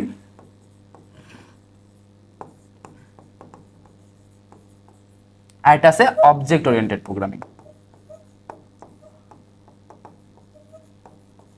একটা কি স্ট্রাকচার ওরিয়েন্টেড, একটা হচ্ছে অবজেক্ট ওরিয়েন্টেড। কোনটা মানে কি? স্ট্রাকচার ওরিয়েন্টেড মানে তুমি যেটা মানে তুমি যেভাবে লিখবা, লেখার ক্রমানুসারে কাজ হবে প্রোগ্রামের, লেখার ক্রমানুসারে কাজ হবে। তুমি যেটা প্রথমে লিখবা সেই কাজটা প্রথমে করবে, যে তুমি যেটা পরে লিখবা সেই কাজটা কি পরে করবে। কিন্তু অবজেক্ট ওরিয়েন্টেড প্রোগ্রামটা হচ্ছে তোমার বিভিন্ন পার্টে ভাগ থাকে, এন্ড এই পার্টে ভাগগুলো তোমার যখন যেটা কি যেভাবে সম্পর্কিত সেভাবে কাজ করে। পার্টে ভাগ সম্পর্ক অনুযায়ী কাজ, মানে তুমি যেটা আগে লিখবা সেটা চাইলে তুমি যদি এমন করে সম্পর্কটা তৈরি করে দাও সেটা লাস্টে কাজ করবে, তো সেটা লাস্টেই কাজ করবে, সেটা কোনো নেই, ঠিক আছে? সো এটা হচ্ছে তোমার বিভিন্ন অবজেক্টে কাজ করে, অবজেক্ট বেসড মানে তোমার প্রোগ্রামটাকে বিভিন্ন পার্টে বা অবজেক্টে ভাগ করে নেয়, অবজেক্ট বেস কাজ কাম করে। আর এটা হচ্ছে ফাংশন বেস কাজ কাম করে, ফাংশন বেসড। আচ্ছা, অ্যান্ড এই যে স্ট্রাকচার ওরিয়েন্টেড, এটা একটা উদাহরণ হচ্ছে আমাদের এই সি ল্যাঙ্গুয়েজ, অবজেক্ট ওরিয়েন্টেড উদাহরণ হচ্ছে পাইথন। বুঝতে পারছো সবাই? এখান থেকে এই যে আমি লিখলাম না, এটা আমি ক নাম্বার কোশ্চেনে দিলাম, এখান থেকে কিন্তু খও আসে, ঠিক আছে? এর জন্যই তোমাদেরকে মোটামুটি বুঝাই রাখলাম। সো এটা একটু ভালো মতো মানে অত বেশি বুঝতে হবে না, যা বলছি ওটা একটু মনে রাখতে পারো কিনা, বুঝতে পারো কিনা, হালকা রিলেট করে এটা দেখো। ওকে, আচ্ছা, এখন আসি অনুধাবনমূলক প্রশ্ন। অনুধাবন কি? ডকুমেন্টেশন কেন করতে হয়? বলছি তো, যাতে আরো কাজ করতে পারে। তারপর অ্যাসেম্বলি ভাষায় মেশিন ভাষার চেয়ে উন্নত কেন? কারণ 0-1 থেকে একটু চলে আসে, 0-1 বেশি কঠিন, তাই তো? আচ্ছা, আর সি প্রোগ্রামকে কেন মধ্যম স্তরের ভাষা বলা হয়? কারণ কি মানুষের ভাষা অনেকটা কাছাকাছি, কিন্তু এর থেকে আরো বেটার ভাষা আছে, এই জন্য এটাকে মধ্যম স্তর বলা হয় বা 3য় স্তরের ভাষা বলা হয়। আচ্ছা, এখন আসি আমরা, চলো প্রপারলি আমরা এতক্ষণ যে আলোচনা করতেছিলাম, আমরা সব ধরনের ভাষা নিয়ে আলোচনা করতেছিলাম। এখন আমরা কাকে নিয়ে আলোচনা করবো? খালি আমাদের অন্যান্য ভাষা বা আমাদের যে নর্মালি যে প্রোগ্রামিং এর যে জেনারেল কথাবার্তা, ওটা শেষ। এটা করতে হয়তো 50 মিনিট লাগছে। আর এখন যে আমরা সেটা শুরু করবো, এটা হচ্ছে সি প্রোগ্রামিং নিয়ে কথাবার্তা। সি প্রোগ্রামিং কীভাবে করতে হয়, সি প্রোগ্রামিং কীভাবে লিখতে হয়, সি প্রোগ্রামিং হালকা ইতিহাসের একটা স্লাইডই আছে, সো প্যারা নেই। সি প্রোগ্রামিং 1972 সালে প্রচলন শুরু হয়, আবিষ্কার করা হচ্ছে তোমার বেল ল্যাবসে আবিষ্কৃত হয়, তোমার হচ্ছে আবিষ্কার করেন কে, আচ্ছা ওটা দেখা নেই। আর হচ্ছে তোমার একটা থার্ড জেনারেশন ভাষা, সিনট্যাক্স জানা গুরুত্বপূর্ণ, এটা একটা কেস সেন্সিটিভ ভাষা। কেস সেন্সিটিভ ভাষা মানে কি, ধরো তুমি একটা কাজ, যে জিনিসটা তোমাকে হচ্ছে কমান্ড দিতে হবে তোমার হচ্ছে ছোট হাতে, সেটা তুমি বড় হাতে দিলা, তাহলে হবে না। এই দুটো সেম জিনিস না, দুইটা আসলে আলাদা জিনিস। ছোট হাত ছোট হাত, বড় হাত কি বড় হাত। So case sensitive. তোমার এখানে কি তুমি একটা চলকের নাম দিলা বড় হাতে এ দিয়ে, যে এটার ভিতরে তুমি 5 রাখলা, আর পরে তুমি এ দিয়ে কাজ করতে গেলা যে এ প্লাস বি, তাহলে আসলে কোনো কাজ হবে না, কারণ তুমি তো রাখছো বড় হাতের এ দিয়ে। সো তোমার কি অবশ্যই এটাকে বড় হাতের এ বানাইতে হবে, ঠিক আছে। আচ্ছা, তো এটা গেল। তাহলে অবশ্যই কি বড় হাত আর ছোট হাত আলাদা জিনিস, এটা মনে রাখতে পারো। Small letter and capital letter doesn't represent the same thing, okay. আচ্ছা, এবার যাই। এই যে একটা স্ট্রাকচার দেওয়ার চেষ্টা করছি তোমাদেরকে, এই স্ট্রাকচার অনুযায়ী তোমাদেরকে লিখতে হবে। এই যে হলুদ পাটটা দেখতেছো না, এই হলুদ পাটটা মোটামুটি তোমাদের সব ধরনের প্রোগ্রামে লিখতে হবে, ঠিক আছে। আরও কিছু নর্মাল স্ট্রাকচার আছে, এগুলো আস্তে আস্তে করতে করতে বুঝবা, কিন্তু এটা মোটামুটি সব জায়গায় লিখতে হবে। এখানে আগে আরেকটা, আচ্ছা আমি বলতেছি, সো চলো আস্তে আস্তে শুরু করি, বলতেছি। এই যে উপরে যে পার্টটা আছে না, এই যে এই লাইনটা, এই লাইনটাকে বলা হয় হেডার ফাইল। কি বলা হয়? Header file. Header file. আচ্ছা ইংরেজিতে লিখি ভালো হবে, ভালো বুঝবে না তোমরা। বা হেডার বলতে বানানটা ভালো মতো বুঝো কিনা, বা হেডার বলতে কি বুঝাইছে। হেডার মানে শুরুর দিকে যে ফাইলটা থাকে, আচ্ছা হেডার ফাইল বলে এটাকে। এটা কি? হ্যাশট্যাগ ইনক্লুড ওই যে HTML এর ওই ব্র্যাকেট stdio.h, ওকে। এই .h মানেও হেডার ফাইল, যেটা কি stdio হেডার ফাইল। আচ্ছা, এই যে ইন্ট মেইন, এটা কি? এইটা হচ্ছে তোমার হচ্ছে এই যে মেইন ফাংশনটা তুমি এখানে হচ্ছে ডাকছো। ধরো সি প্রোগ্রাম বেসিক্যালি কাজ করে, তোমাকে একটু আগে বলছিলাম না, এই দেখো স্ট্রাকচারাল প্রোগ্রাম কিভাবে কাজ করে, ফাংশন হিসেবে কাজ করে, বা ফাংশন দিয়ে বেসিক্যালি সব ধরনের কাজকাম বেশি করে। সো সি প্রোগ্রামও তোমার কাজ করে ফাংশন বেসড, ঠিক আছে। তোমার যাই করতে যাবে তোমার একটা করে ফাংশন লাগবে, তোমার কি যাই করতে যাবে কি একটা করে ফাংশন লাগবে। তো এই যে ইন্ট মেইন, এই মেইন মানে কি? মেইন হচ্ছে তোমার মেইন ফাংশন। তুমি একটা সি প্রোগ্রাম লিখতে গেলে তোমার 100%, তোমার যদি কখনো কখনো হেডার ফাইল নাও লাগে, তোমার মেইন ফাংশন 100% লাগবে। মেইন ফাংশন ছাড়া তোমার কিন্তু কোনো প্রোগ্রাম হবে না। সো তোমাকে মেইন ফাংশনটা ডিক্লেয়ার করতে হবে। আচ্ছা, মেইন ফাংশনের আগে হচ্ছে এটা হচ্ছে একটা ডেটা টাইপ, যে মেইন ফাংশন থেকে তুমি যে অ্যাকচুয়ালি কাজটা শেষ করবা, তোমার কি টাইপের ডেটা হচ্ছে তুমি আউটপুট দিবা। ইন্ট হচ্ছে ইন্টিজার ডেটা টাইপ, এটা নিয়ে কথাবার্তা আছে, এটা তো বেশি ইম্পর্টেন্ট না। ইন্ট হচ্ছে তোমার এই যে এগুলো যে তুমি ইন্ট লেখো, এটা অনেক বেশি ইম্পর্টেন্ট, কারণ তোমার এখানে অনেক ধরনের দায়িত্ব আছে। আচ্ছা, এবার আসি। এখন দেখো এই যে ইন্ট HBA এগুলো কি? এগুলো হচ্ছে বিভিন্ন ধরনের চলক। এটা কি? চলক। এই চলকের ভিতর আমরা বিভিন্ন ধরনের মান রাখবো, আইদার ইউজার থেকে ইনপুট নিয়ে, অথবা আমরা হিসাব করে এগুলোর ভিতর রাখবো, অথবা আমরা ধরে নিব যে এটার ভিতরে এই মান আছে। কিন্তু এগুলো কি চলক, এগুলোর ভিতরে কি বিভিন্ন ধরনের মান রাখা যায়। চলক নিয়েও ডিটেলস আলোচনা আছে। এই যে ইন্টটা কি? ইন্টটা হচ্ছে তোমার ডেটা টাইপ, যে তুমি যে এই ভিতরে এই চলকের ভিতরে যে ডেটা রাখবা, তুমি কিরকম টাইপের ডেটা রাখবা, ঠিক আছে। আরো কথাবার্তা আছে, সামনে বলতেছি, এখন না বলি সব।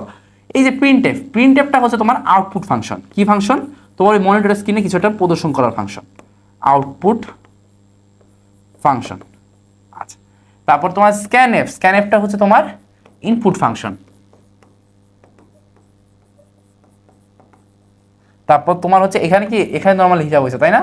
আচ্ছা, এই যে আবার আউটপুট একটা ফাংশন, এই রিটার্ন জিরো তো বেসিক্যালি তোমার একটা প্রোগ্রামের এন্ড বুঝায়, ঠিক আছে। এটাকে তোমার রিটার্ন জিরো দিয়ে লেখা হয়, আগেও অনেকভাবে লেখা যাইতো, বাট মোটামুটি এভাবে লেখা হয় এখন, ওকে। এখন আসি চলো, যে ইনক্লুড stdio.h, ঠিক আছে। এটা মানে কি? এটা মানে হচ্ছে তোমার হেডার ফাইল। আমি তোকে বলছিলাম যে এটা একটা হেডার ফাইল। হেডার ফাইলে কি হয়, ধরো এই যে তুমি বিভিন্ন ধরনের ফাংশন ইউজ করছো না, তোমার এই যে ফাংশনগুলা, এই ফাংশনগুলো তোমার কিন্তু আগে থেকে বানায় রাখতে হয়। এই যে বানায় তুমি রাখবা, মানে আমি বুঝাই, ধরো প্রোগ্রামিংয়ের এই যে সি প্রোগ্রামিংয়ে তুমি যাই করতে তোমার একটা করে ফাংশন লাগবে। এখন তোমার এই ফাংশনগুলো কি নির্দেশ করে, যে তুমি ওই ফাংশন দিয়ে কী ধরনের কাজ করাবা। তো তোমার এই যে কাজগুলো করাইতে হবে, এগুলো কিন্তু তোমাকে স্পেসিফিক ফাংশন লাগবে। যেমন একটু আগে বললাম যে প্রিন্টএফ মানে হচ্ছে আউটপুট ফাংশন, তারপর হচ্ছে স্ক্যানএফ মানে হচ্ছে কি তোমার হচ্ছে ইনপুট ফাংশন, ঠিক আছে। সো এখন তোমার এই যে মানে প্রিন্টএফ মানে যে আউটপুট ফাংশন, স্ক্যানএফ মানে যে ইনপুট ফাংশন, এটা প্রোগ্রাম মানে এটা কম্পিউটার বুঝবে কীভাবে, এটা বোঝানোর জন্য তোমার এই যে হেডার ফাইল। এই হেডার ফাইলে কি, এই হেডার ফাইলে এই যে তোমার আগে থেকে কি তোমার এইসব ফাংশন তৈরি করে রাখা আছে, যে এই মানে এই হেডার ফাইলের বা এই ফাংশনের কাজ হচ্ছে এইটা, এই ফাংশনের কাজ হচ্ছে এইটা, এগুলো কি এই যে এই ধরনের তোমার হেডার ফাইলগুলোতে বানানো থাকে, ওকে। আচ্ছা, সো এই হেডার ফাইল আরো কয়েক ধরনের হয়। সো তোমার হচ্ছে এটা কি, এই যে stdio.h, stdio.h, এখানে এই stdio মানে কি জানো? stdio মানে হচ্ছে স্ট্যান্ডার্ড ইনপুট অ্যান্ড আউটপুট। আচ্ছা, এই .h মানে header file, standard input output header file, মানে এই যে printf scanf এগুলো কি এই stdio.h এর ভিতর থাকে। ওকে, আবার অনেক সময় তোমার হচ্ছে ইউজ করতে হয়, চলো এখন একটা ফাঁকা স্লাইড নেই, যে ইনক্লুড math.h। এটা কি তখন এই যে math.h হেডার ফাইলের ভিতরে বিভিন্ন ধরনের ম্যাথ ফাংশন তোমার স্টোর করা থাকে। এগুলো একটু কথাবার্তা আছে, সামনে বলতেছি। একটা যেটা কথাবার্তা সামনে নাই কিন্তু এখন একটু বলে যাওয়া ইম্পর্টেন্ট, সেটা হচ্ছে ইনক্লুড conio.h নামেও একটা, conio.h এটা নামেও বিভিন্ন ধরনের একটা হচ্ছে তোমার হেডার ফাইল আগে অনেক বেশি ইউজ করা হতো, এখন কম ইউজ করা হয়। সেটা এইটার ভিতর তোমার হচ্ছে get.ch বা এরকম ধরনের বিভিন্ন ধরনের ফাংশন ছিল। get.ch মানে তোমার প্রোগ্রামে এন্ড বুঝাইতো, মানে তুমি যেখানে ইউজ করতো সেখানে তোমার প্রোগ্রামটা এন্ড হিসেবে কাউন্ট হতো বা মেইন ফাংশনে এন্ড হিসেবে কাউন্ট হতো, বুঝতে পারছো? সো এরকম ধরনের বিভিন্ন ধরনের হেডার ফাইল ইউজ করা হয়। আর আসলে কোন ধরনের হেডার ফাইল ইউজ করা হয় কিনা আমি মনে করার চেষ্টা করতেছি। আমাদের এইচএসসি লেভেলে এই তিনটাই বেসিক্যালি লাগে, এর থেকে অত বেশি লাগে না, ঠিক আছে?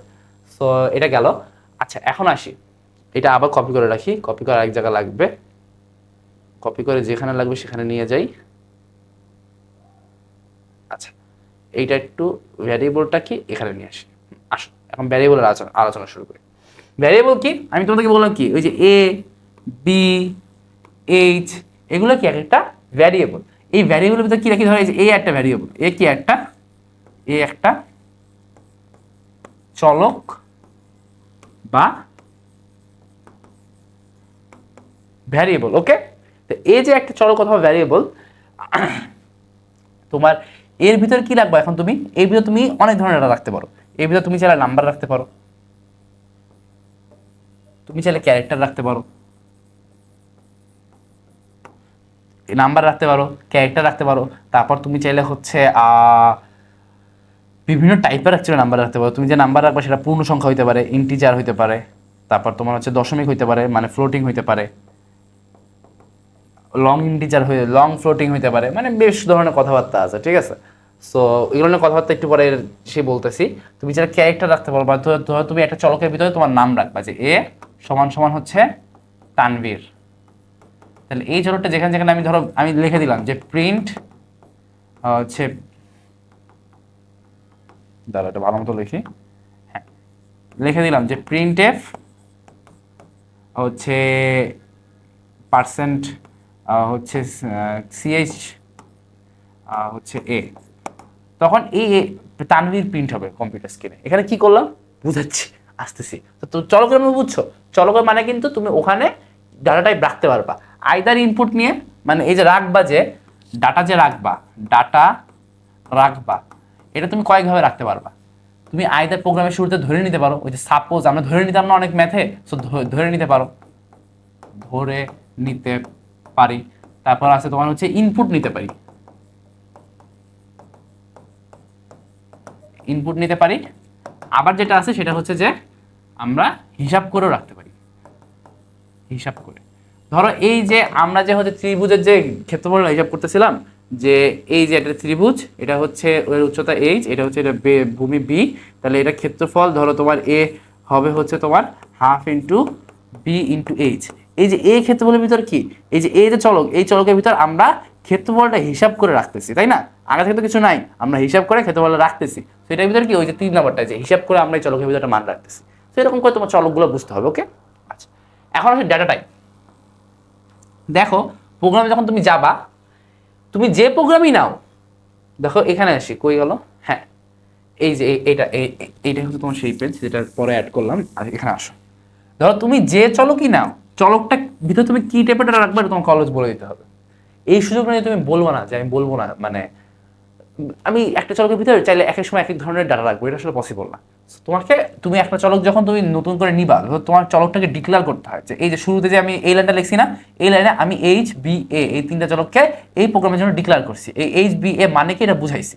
এই এইচ বি এর ভিতরে আমি খালি ইন্টিজার বা আইএনটি অথবা কি পূর্ণ সংখ্যা রাখবো। ধরো এখানে আসি, এই যে এখানে দেখো কয়টা ধরনের ডাটা টাইপ আছে। এই ইন্টিজার মানে এই ইন্ট মানে হচ্ছে তোমার ইন্টিজার, কি এটা মানে ইন্টিজার। এই ফ্লোট মানে কি, এই ফ্লোট মানে হচ্ছে দশমিক সংখ্যা, দশমিক বা হচ্ছে ওই যে ভগ্নাংশ সংখ্যা, আমরা অলরেডি বলছি না ভগ্নাংশ, ধরো উদাহরণটা দিই, এটা মানে হচ্ছে ধরো 47.29, আর এটা মানে হচ্ছে ধরো 47, মানে এটা কি পূর্ণ সংখ্যা, মানে কি পূর্ণ সংখ্যা। আচ্ছা, ক্যারেক্টার মানে কি? ক্যারেক্টার মানে হচ্ছে ABCD, ABCD একসাথে অনেকগুলো লেখা যেতে পারে। আমার নামই আমি চাইলে লিখতে পারি যে হচ্ছে তানভীর, ঠিক আছে, অথবা স্কুল অফ এক্সেলেন্সে SOE লিখতে পারি, এনিথিং। ডাবল মানে হচ্ছে তোমার ধরো অনেক নাম্বার থাকে না, যে এটার পরে ধরো 47.29999999, অনেক বড়, অনেক বড় মানে অনেক বড়, কখন শেষ হচ্ছে জানো না, বা যদি শেষ হয়ও তাও অনেক 10-20টা, মানে দশমিকের পরে 10-20টা নাম্বার চলে আসছে। ইন দ্যাট কেস তোমার হচ্ছে এই ডাবলটা ইউজ করা হয়, যেখানে বেশি কি দশমিকের পরে অনেকগুলো নাম্বার থাকে, ঠিক আছে। আচ্ছা, এখন দেখো এই যে ডেটা টাইপগুলো, এই ডেটা টাইপগুলো কোনটা কতটুকু সাইজ নেয় সেটা দেখা যাচ্ছে যে বাইটস, মানে এটা তুমি একটা ডেটা টাইপ, একটা চলক নিলা, ওই চলকের ভিতরে তুমি একটা ক্যারেক্টার ডেটা রাখলা, সেটাকে তুমি 1 বাইট জায়গা নেবে, বা কি 8 বিট জায়গা নেবে, 4 বাইট জায়গা নেবে তোমার ইন্টিজার, তার মানে কি চারটা 32 GB, 32টা বিট নিবে হচ্ছে তোমার একটা ইন্টিজার ভ্যালু, তারপর তোমার হচ্ছে 4 বাইট জায়গা নেবে একটা ফ্লোট ভ্যালু, 8 বাইট জায়গা নেবে একটা হচ্ছে ডাবল ভ্যালু। এটা কি, এটা কিসে আসবে? এটা এমসিকিউতে আসবে, এটা কিন্তু এমসিকিউতে আসবে, কোনো না কোনো বোর্ডে আসবে, মোটামুটি শিওর। ওকে, আচ্ছা, এখন আসি এখানে। এটা মানে কি, ধরো এই যে দেখো আমি তো এখানে তো চলকটা হচ্ছে তো ইনপুট নিছি, তাই না, চলকটা আমি ডিক্লেয়ার করছি। এখন দেখো ইনপুট ফাংশনে এসে আমি %d এটা হচ্ছে ইনভার্টেড কমার ভিতরে লিখছি, আর তোমার n দিয়ে h লিখছি, n দিয়ে b লিখছি। এখন এইটার মানেটা কি? এই ভিতরে %d দিলাম কেন আর n কেন দিলাম, ওগুলো নিয়ে পরে কথা বলতেছি। %d হচ্ছে যখন তুমি একটা ফাংশনের ভিতরে মানটা ওই যে ইনভার্টেড কমার ভিতরে দিবা, ইনভার্টেড কমা মানে কি, ওইটুকু তোমার অ্যাকচুয়ালি ডাটাটা রাখবে বা হচ্ছে ডাটাটাকে শো করবে। সো %d মানে কি আমি বুঝাই, %d হচ্ছে এই যে তোমার যে ডেটা টাইপ, এইটার একটা সংকেত বলতে পারো, যে ইন্টিজার, এই যে ইন্টিজার ডেটা টাইপ, এটার সংকেতটা হচ্ছে %d। ধরো কালো কালারই নেই, এই যে ইন্টিজার ডেটা টাইপ, এই ইন্টিজার হচ্ছে ডেটা সংকেতটা কি %d। এই যে ক্যারেক্টার ডেটা টাইপ, ধরো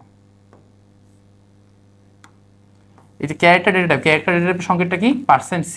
এই যে ফ্লোট ডেটা টাইপের সংকেতটা কি %f। এই যে ডাবল ডেটা টাইপের সংকেতটা কি %lf। তাহলে কি এই যে ফরম্যাট স্পেসিফায়ার মানে তুমি কোন ডেটা নিয়ে কাজ করতেছো, কোন ডেটা টাইপ নিয়ে কাজ করতেছো, বা কোন ডেটা ফরম্যাট নিয়ে কাজ করতেছো, টাইপ, ফরম্যাট, তোমার টাইপ। এটা বেসিক্যালি ডেটা টাইপেরই একটা আলাদা সংকেত হিসেবে কাজ করে, প্রতিটা ডেটা টাইপে একটা করে ফরম্যাট স্পেসিফায়ার আছে, ঠিক আছে। তো এই যে তোমার এখানে যে এই যে %d, যেহেতু আমার এইচ আর বি, আমি তোমাকে বলি স্ক্যানএফ ফাংশনে কি হয়, স্ক্যানএফ ফাংশনে ধরো এই যে এই এইচ আর বি কি নির্দেশ করে, তুমি এটা বুঝো, মানে ভিজুয়ালি বোঝার চেষ্টা করো, তাহলে দেখবো সহজ হয়ে গেছে। এটা হচ্ছে এইচ, এটা হচ্ছে বি, তাই তোমার এই যে এইচ, তাই তো এই এইচটা কি তোমার উচ্চতা নির্দেশ করে, এই বিটা কি তোমার ভূমি নির্দেশ করে। তো তোমার হচ্ছে প্রোগ্রামে বলবে কি, মানুষ হচ্ছে তোমার ভূমি আর উচ্চতাটা তোমার ইনপুট দিবে। তো তুমি এখানে এইচ এ মানুষকে বলে দিচ্ছ যে তুমি প্রথমে যেটা ইনপুট দিচ্ছ, এই দেখো এখানে লিখে দিচ্ছি যে please input the height and base of the triangle. But এটা না বলে দাও, তুমি ধরো আগে থেকে কানে বলে দিচ্ছ যে প্রথমে হচ্ছে যেটা আমি নিব সেটা হচ্ছে হাইট, পরেরটা যেটা নেবো সেটা হচ্ছে বেস। আচ্ছা, এখন দেখো %d কেন দিলাম কারণ হচ্ছে এই যে এইচ আর বি, এই দুইটাই কি আমার হচ্ছে ইন্টিজার টাইপের ডেটা ভ্যালু, তাই না। আমি এখানে ঘোষণা দিছি না ইন্টিজারের, তাহলে এই যে সংকেতটা কি %d, আমি যখন ইনভার্টেড কমার ভিতরে লিখবো তখন কি করবো, আমি %d নিব। ইনপুট দেওয়ার সময় তোমার এরকম এখানে ওই যে ইনভার্টেড কমার ভিতরে ইন্ট লেখা লাগে না, ইন্ট না লিখে তোমার যে সংকেতটা লেখা লাগে %d। আচ্ছা, এই %dটা কার জন্য, এই %dটা এই এইচ এর জন্য।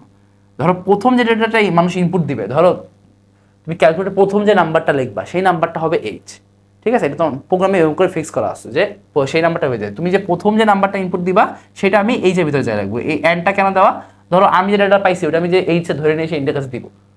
এই যে অ্যান্ড মানে কি, মানে অ্যান্ড মানে এই কারণে, মানে এটা অ্যাঙ্কর টাইপের কিছু একটা হয়েছে, যে নৌকা যে নোংর থাকে না, ওরকম এইচে ধরে নিয়ে এসে এইচটা দিচ্ছে, ঠিক আছে। এরকম করে ছায়া মনে রাখতে পারো। সো এইচকে কি ওরকম করে এইচের যে চলকটা আছে ওই ভিতর এই যে প্রথম যে ভ্যালুটা ইনপুট পাইছি ওটা আমি রাখতেছি, পরে যে ভ্যালুটা ইনপুট পাইছি এটা আমি যে কার ভিতরে রাখতেছি, বি এর ভিতরে রাখতেছি, বুঝতে পারতেছো। আচ্ছা, দেখো প্রিন্টএফের ক্ষেত্রেও printf the area of the triangle is %d। দেখো মনিটরে যখন আমি শো করতেছি তখন আমি বলতেছি না যে ইন্ট, আমি কি লিখছি এই %d লিখছি, বিকজ পার্সেন্ট মানেই হচ্ছে তোমার ফরম্যাট স্পেসিফায়ার, মানে কোনো একটা ডেটা টাইপের সংকেত হিসাবে কাজ করতেছে %d। কারণ কি, এই যে আমি এ কে প্রিন্ট করবো, এ ভ্যালু মানটা আমি প্রিন্ট করবো, এই জন্য পার্সেন্ট ডি দিছি। এ ভ্যালুর ভিতর কি আছে, এ ভ্যালু একটা ইন্টিজার ভ্যালু, এ ভ্যালুর ভিতর আমার ক্ষেত্রফল আছে, ক্ষেত্রফলটাকে আমি মনিটরে দেখাবো বা ক্যালকুলেটরের স্ক্রিনে দেখাবো, এই জন্য আমি প্রিন্ট করার সময় এ পার্সেন্ট ডি, মানে কি এ চলকের ভিতর যে ভ্যালুটা আছে সেটা তোমার শো করবে পার্সেন্ট ডি, মানে কি ওই ভ্যালুটা টাইপ কি, ভ্যালুটা টাইপ হচ্ছে এটা ইন্টিজার, ঠিক আছে। মানে তোমার এই যে ফরম্যাট স্পেসিফায়ার তোমার যে ডেটা টাইপটা আছে, ডেটা টাইপের একটা সংকেত হিসেবে কাজ করতেছে। এইটা তোমার অ্যাকচুয়ালি লাগে মেইনলি হচ্ছে ডেটা যখন তুমি গ্রহণ করো অথবা ডেটা যখন তুমি শো করো, ডেটা যখন শো করো মনিটর স্ক্রিনে, ঠিক আছে, বুঝতে পারছো? আচ্ছা, সো ডেটা টাইপ গেল, চলক নিয়ে আমরা টুকটাক করছি, এখানে মোটামুটি বুঝলা যে স্ক্যানএফে, আচ্ছা স্ক্যানএফে তোমার কিন্তু অ্যান্ড ইউজ হয়, দেখো স্ক্যানএফে অ্যান্ড ইউজ হয়েছে, কিন্তু এই যে প্রিন্টএফে যে কি অ্যান্ড ইউজ হয়েছে, প্রিন্টএফে যে অ্যান্ড ইউজ হয় না, কারণ যে যখন দেয় তখন সে দিতে পারলে বাঁচে, সমস্যা নেই, আমি নিজে এসেই দিব, কিন্তু যখন সে নেয় তখন অ্যাঙ্কর দিয়ে টেনে নিয়ে আসা লাগে বা অ্যান্ড দিয়ে টেনে নিয়ে আসা লাগে, বুঝতে পারছো? আচ্ছা, তো এখন আসি ভ্যারিয়েবল নেমিং, বা ধরো চলকের নাম রাখবো, ধরো এ একটা চলক হইতে পারে, বি একটা চলক হইতে পারে, কিন্তু চাইলে কি আমি চাইলে হচ্ছে 0a এরকম কি একটা চলক বানাইতে পারি, অথবা 1b এরকম কি একটা চলক বানাইতে পারি, b1 এরকম একটা চলক বানাইতে পারি। এটাকে তোমাকে বুঝতে হবে, তুমি চাইলেই চলক সব কিছুকে বলতে পারবা না, বা তুমি চাইলে ইন্ট অমুক এটা চাইলে একটা চলক বলে ফেললা, এটা তুমি চাইলেই হবে না, ম্যাক্সিমাম ক্ষেত্রেই হয় কিন্তু সবসময় হবে না, কোন কোন ক্ষেত্রে হবে না এটা আমাদের বোঝা লাগবে।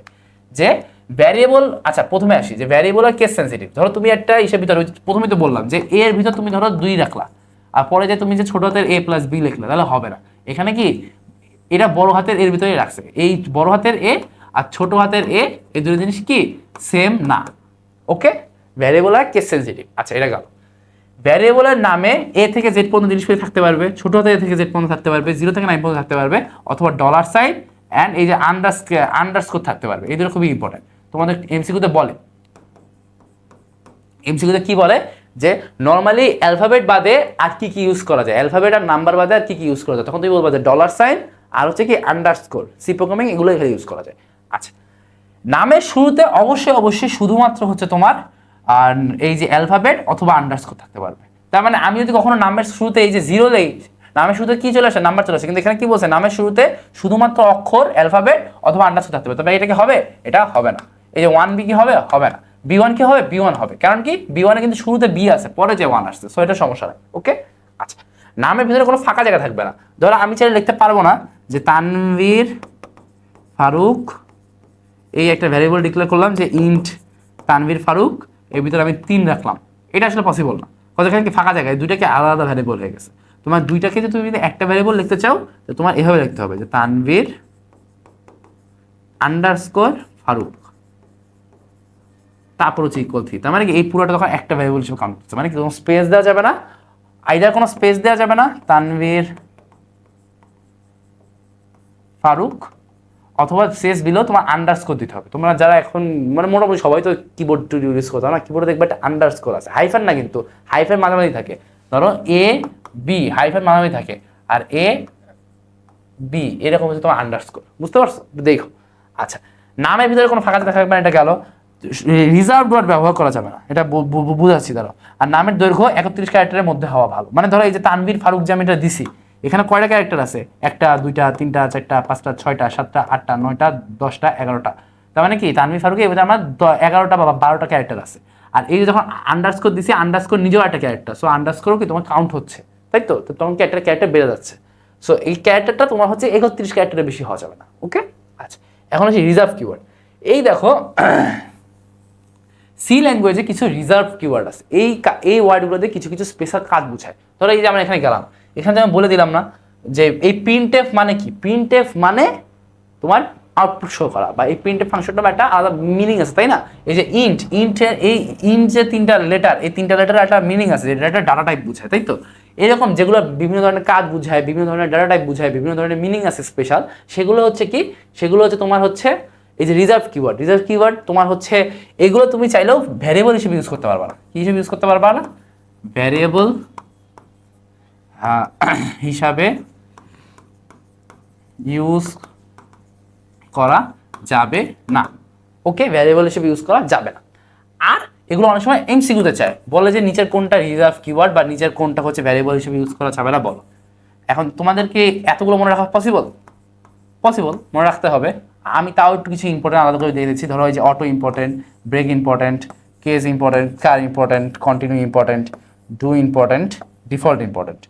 তারপর এদিকে তোমার ধরো ডাবল ইম্পর্টেন্ট, এলস ইম্পর্টেন্ট, ইনামটা আমি দেখছি আসে, ফর আসে, ইফ আসে, গো টু আসে, ফ্লোট আসে। মানে দেখো গো টু, ফ্লোট, ইফ এগুলো তোমার আসলে এমনিতেই মনে থাকবে, বিকজ এগুলো আসলে তুমি এমনি বুঝবে যে মানে তুমি যখন একচুয়ালি প্রোগ্রাম করবা তখন তুমি দেখবা যেগুলো অন্যান্য কাজে ইউজ করতেছি, যেগুলো একটা স্পেশাল কাজ আছে সেগুলো কি ভ্যারিয়েবল হতে পারবে না। আচ্ছা, এদিকে int important, long important, register somewhat, return, signed, signed অন্যগুলো শুধু দেখি নাই আমি, সুইচ, তারপর হচ্ছে তোমার ভয়েড, হোয়াইল, ভলাটাইল, আনসাইন্ড। ঠিক আছে, এগুলো মোটামুটি অবশ্যই তোমার মনে রাখা উচিত। অন্য পারলে যদি সব কিছু একবার চোখে দেখে রাখো, কজ এই যে দাগাই দিছি এতগুলো যে তোমাদের মনে থাকবে এরকম না, কিন্তু এগুলা মানে অপশনে আসলে তোমার হচ্ছে অবশ্যই এমসিকিউতেই আসবে, মানে যদি আসে এমসিকিউতেই আসবে যে নিচের কোনটা হচ্ছে কিওয়ার্ড, তখন যদি তুমি অ্যাটলিস্ট যেটা আসলে কিওয়ার্ড সেটা তোমার যদি চোখে পড়লে তুমি বুঝতে পারো। অনেক কিছু আছে না যে আমি অপশন না দিলে পারি না, কিন্তু অপশন দিলে ঠিকই পারি, তো অ্যাটলিস্ট অপশন দিলে যাতে তুমি পারো এরকম করে পড়ো। ওকে, আচ্ছা, এখন আসি স্পেশাল ফাংশনালিটি।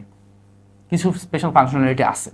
এই যে হ্যাশ এন মানে ব্যাকস্ল্যাশ এন, এটা মানে বুঝো, ধরো একটা প্রিন্ট ফাংশন আমি নিলাম, প্রিন্ট এফ পার্সেন্ট হচ্ছে তোমার এই প্রিন্ট করবো হচ্ছে যে আই লাভ বাংলাদেশ।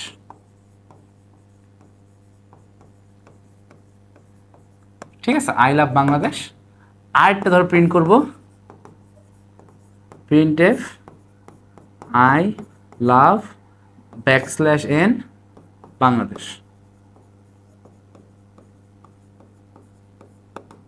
মানেটা কি, কোনটার পার্থক্য কি, বা কোনটা বুঝাতে কি বুঝায়?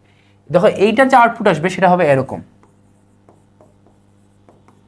একদম সিম্পলি তোমার এরকম লেখা উঠবে যে আই লাভ বাংলাদেশ। কিন্তু এইটার যে আউটপুট আসবে, এটার ক্ষেত্রে আউটপুটটা কি হবে জানো? এটার ক্ষেত্রে আউটপুট আসবে আই লাভ ঠিক মতো আসবে, তবে যেখানে ব্ল্যাক স্ল্যাশ এন তারপর থেকে তোমার অন্য একটা নতুন একটা লাইনে চলে যাবে। ধরো বাংলাদেশ, হ্যাঁ। তো এই যে ব্যাকস্ল্যাশের মানে কি? ব্যাকস্ল্যাশের মানে হচ্ছে নতুন লাইনে যাওয়া।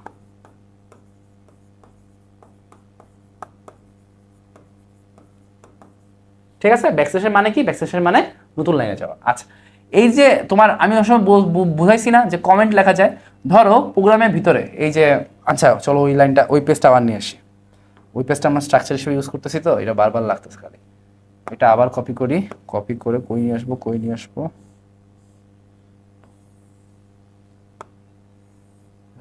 আসি। হ্যাঁ, এবার আসো, ধরো এই যে আমি যে দুইটা ফরওয়ার্ড স্ল্যাশ দিছি, বুঝো আমি আরো বুঝাই দিই, এটা হচ্ছে ফরওয়ার্ড স্ল্যাশ, ডান দিকে ঝুলে আছে, এটা কি ফরওয়ার্ড স্ল্যাশ, আর যেটা বাম দিকে ঝুলে থাকে সেটাকে বলে ব্যাক স্ল্যাশ। ব্যাকস্ল্যাশ ইউজ হয় তোমার ব্যাকস্ল্যাশ এনের ক্ষেত্রে, যে নতুন লাইন তৈরি করার ক্ষেত্রে, আর কমেন্টের ক্ষেত্রে তোমার ইউজ হয় এইটা। ঠিক আছে, আচ্ছা, সো ধরো এখানে আসি,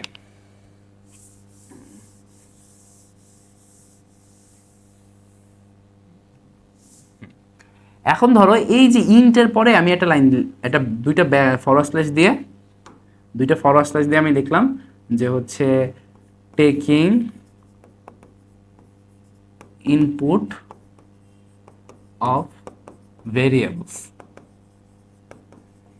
এই যে লাইনটা আমি লিখছি, এই লাইনটা কিন্তু কোনো কাজ থাকবে না, এই লাইনটার কোনো ফাংশনালিটি থাকবে না। কারণ কেন থাকবে না? কজ এটা একটা কমেন্ট খালি মানুষের বোঝার জন্য লেখা হয়। এই যে যখন তুমি এরকম দুইটা ফরওয়ার্ড স্ল্যাশ দিবা, তখন প্রোগ্রাম যখন তুমি রান করাবো, যে কম্পাইলার বলো ইন্টারপ্রেটার বলো, তখন এটাকে ওরা হিসাবকে আলাদা থেকে মানে, আচ্ছা ইন্টারপ্রেটার না কম্পাইলার, কারণ এটা তো সি প্রোগ্রামিং এর ক্ষেত্রে সিনট্যাক্স। আচ্ছা, তো শুধুমাত্র এই লাইনটা তখন তোমার হিসাব থেকে বাদ চলে যাবে, মানে কম্পাইল যেটা হবে তখন তোমার কোনো কাজের ক্ষেত্রে এটা কোনো প্রভাব ফেলবে না। এটা হচ্ছে মানুষের আরেকদিন যখন প্রোগ্রামটা খুলবে তখন দেখবে যে লাইনটা আছে, এটা কেন থাকছে, এটা খালি নিচের বোঝানোর জন্য আছে। ওকে, আচ্ছা, ধরো এই যে এরপর কি আছে তোমার হচ্ছে মাল্টিপল লাইন কমেন্টের কি হিসাবটা কি? ধরো তুমি লিখবা যে হচ্ছে অনেক বড় কিছু লিখবা যে দিস হচ্ছে আন্ডার হচ্ছে টেক্সট আন্ডার দা হচ্ছে কমেন্ট, ধরো দিলাম this text under the comment represents area calculation of trigono shapes, এটা গেল। এখন ধরো এই যে আমি যে এইখানে যে হচ্ছে কমেন্টটা লিখছিলাম সেটা কি একটা লাইনে ছিল না? এখন তুমি যদি একটা এই যে খালি এখানে দিয়ে তুমি এই যে মাল্টিপল লাইনে, একটা লাইনে হয় নাই, তুমি আরেকটা লাইনে নামা রাখছে, এরকম করে যদি তুমি কমেন্ট লেখো তাহলে এই লাইনটা কমেন্ট হিসেবে কাউন্ট হবে, কিন্তু এই পরেগুলো আর কাউন্ট হবে না, এই পরেগুলোকে কমেন্ট হিসেবে আর কাউন্ট হবে না। ঠিক আছে, কমেন্ট হিসেবে কাউন্ট করতে গেলে কি করা লাগবে? কমেন্ট হিসেবে কাউন্ট করতে গেলে তোমার হচ্ছে এই যে শুরুতে যে তুমি যে ব্যাকস্ল্যাশ দুইটা ফরওয়ার্ড স্ল্যাশ ইউজ করছো এটা ইউজ করা যাবে না। কি ইউজ করতে হবে দাঁড়াও, আচ্ছা হ্যাঁ, ধরো এই যে এটা ইউজ করা যাবে না, ইউজ না করে তোমার হচ্ছে একটা হচ্ছে দেখো এই যেখানে দেওয়া আছে একটা ফরওয়ার্ড স্ল্যাশ তারপর একটা স্টার, একটা ফরওয়ার্ড স্ল্যাশ তারপর কি একটা স্টার, তারপর লাস্টে একটা স্টার, তারপর একটা ফরওয়ার্ড স্ল্যাশ। বুঝতে পারছো? তাহলে এই যে যখন তুমি এরকম দুই দিকে দিয়ে দিবা তখন এই পুরোটাই তোমার হচ্ছে কমেন্ট হিসেবে কাজ করবে। ঠিক আছে, কমেন্ট হিসেবে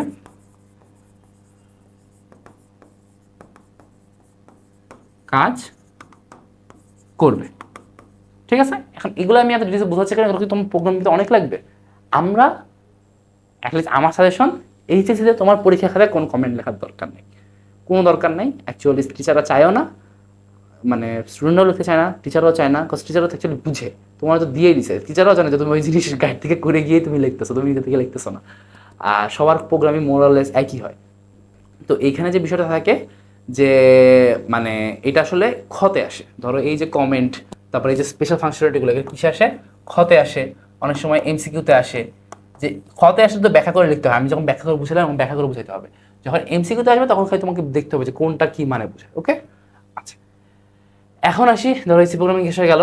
অপারেটর, অপারেটর হচ্ছে অনেক ধরনের হয়, আমি অলরেডি তোমাকে বলছি না যে যাদের উপর আমরা হচ্ছে কাজ করে তাদেরকে হচ্ছে অপারেন্ট বলে।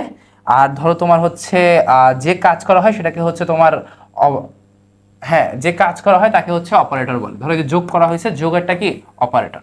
ঠিক আছে, প্রোগ্রামে আমরা অনেক ধরনের অপারেশন করব। অপারেশন মানে কি? ধরো যোগ যে করতেছি এটা হচ্ছে একটা অপারেশন। যোগ মানে কি? যোগ হচ্ছে যোগ চিহ্নটা তো যোগ করায়, তাই তো? যোগ হচ্ছে একটা অপারেটর, যোগ হচ্ছে যোগ চিহ্নটা তো যোগ করায়। আচ্ছা, আর এই যে যাদের উপর কাজ করানো হয় বা যাদেরকে যোগ করা হয় তারা হচ্ছে কি? অপারেন্ট। ওকে, আচ্ছা এখন আসি, যদি অপারেটর আবার অনেক ধরনের হতে পারে, খালি ইউনারি অপারেটর হতে পারে, বাইনারি অপারেটর হতে পারে, টার্নারি অপারেটর হতে পারে। ইউনারি অপারেটর কি?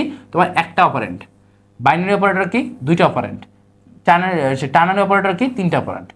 ইউনারি মানে বেসিক্যালি হচ্ছে 1, বাইনারি মানে হচ্ছে বেসিক্যালি 2, আর টার্নারি মানে হচ্ছে তোমার 2 এর অধিক। সো এই কারণে তোমার ইউনারি মানে 1 বুঝেছে, বাইনারি মানে 2 বুঝেছে। ঠিক আছে, এখানে দেখো কিছু অপারেটরের এখানে খুবই সরি চিত্রটা খুব ভালো মতো আসে নাই। এখানে বেসিক্যালি আছে তোমার হচ্ছে যোগ চিহ্ন, প্লাস প্লাস মাইনাস মাইনাস, আর নিচে আসে প্লাস মাইনাস হচ্ছে গুণ ভাগ হচ্ছে পার্সেন্ট, মানে এগুলো হচ্ছে তোমার বিভিন্ন টাইপের অপারেটর। ঠিক আছে, এখন এগুলো নিয়ে এখনই কথা বলতেছি না। আচ্ছা না, হালকা বলে যাই, এই যে post plus plus minus minus এটা নিয়ে একটু পরে কথা আছে, এটা এখন বলতেছি না।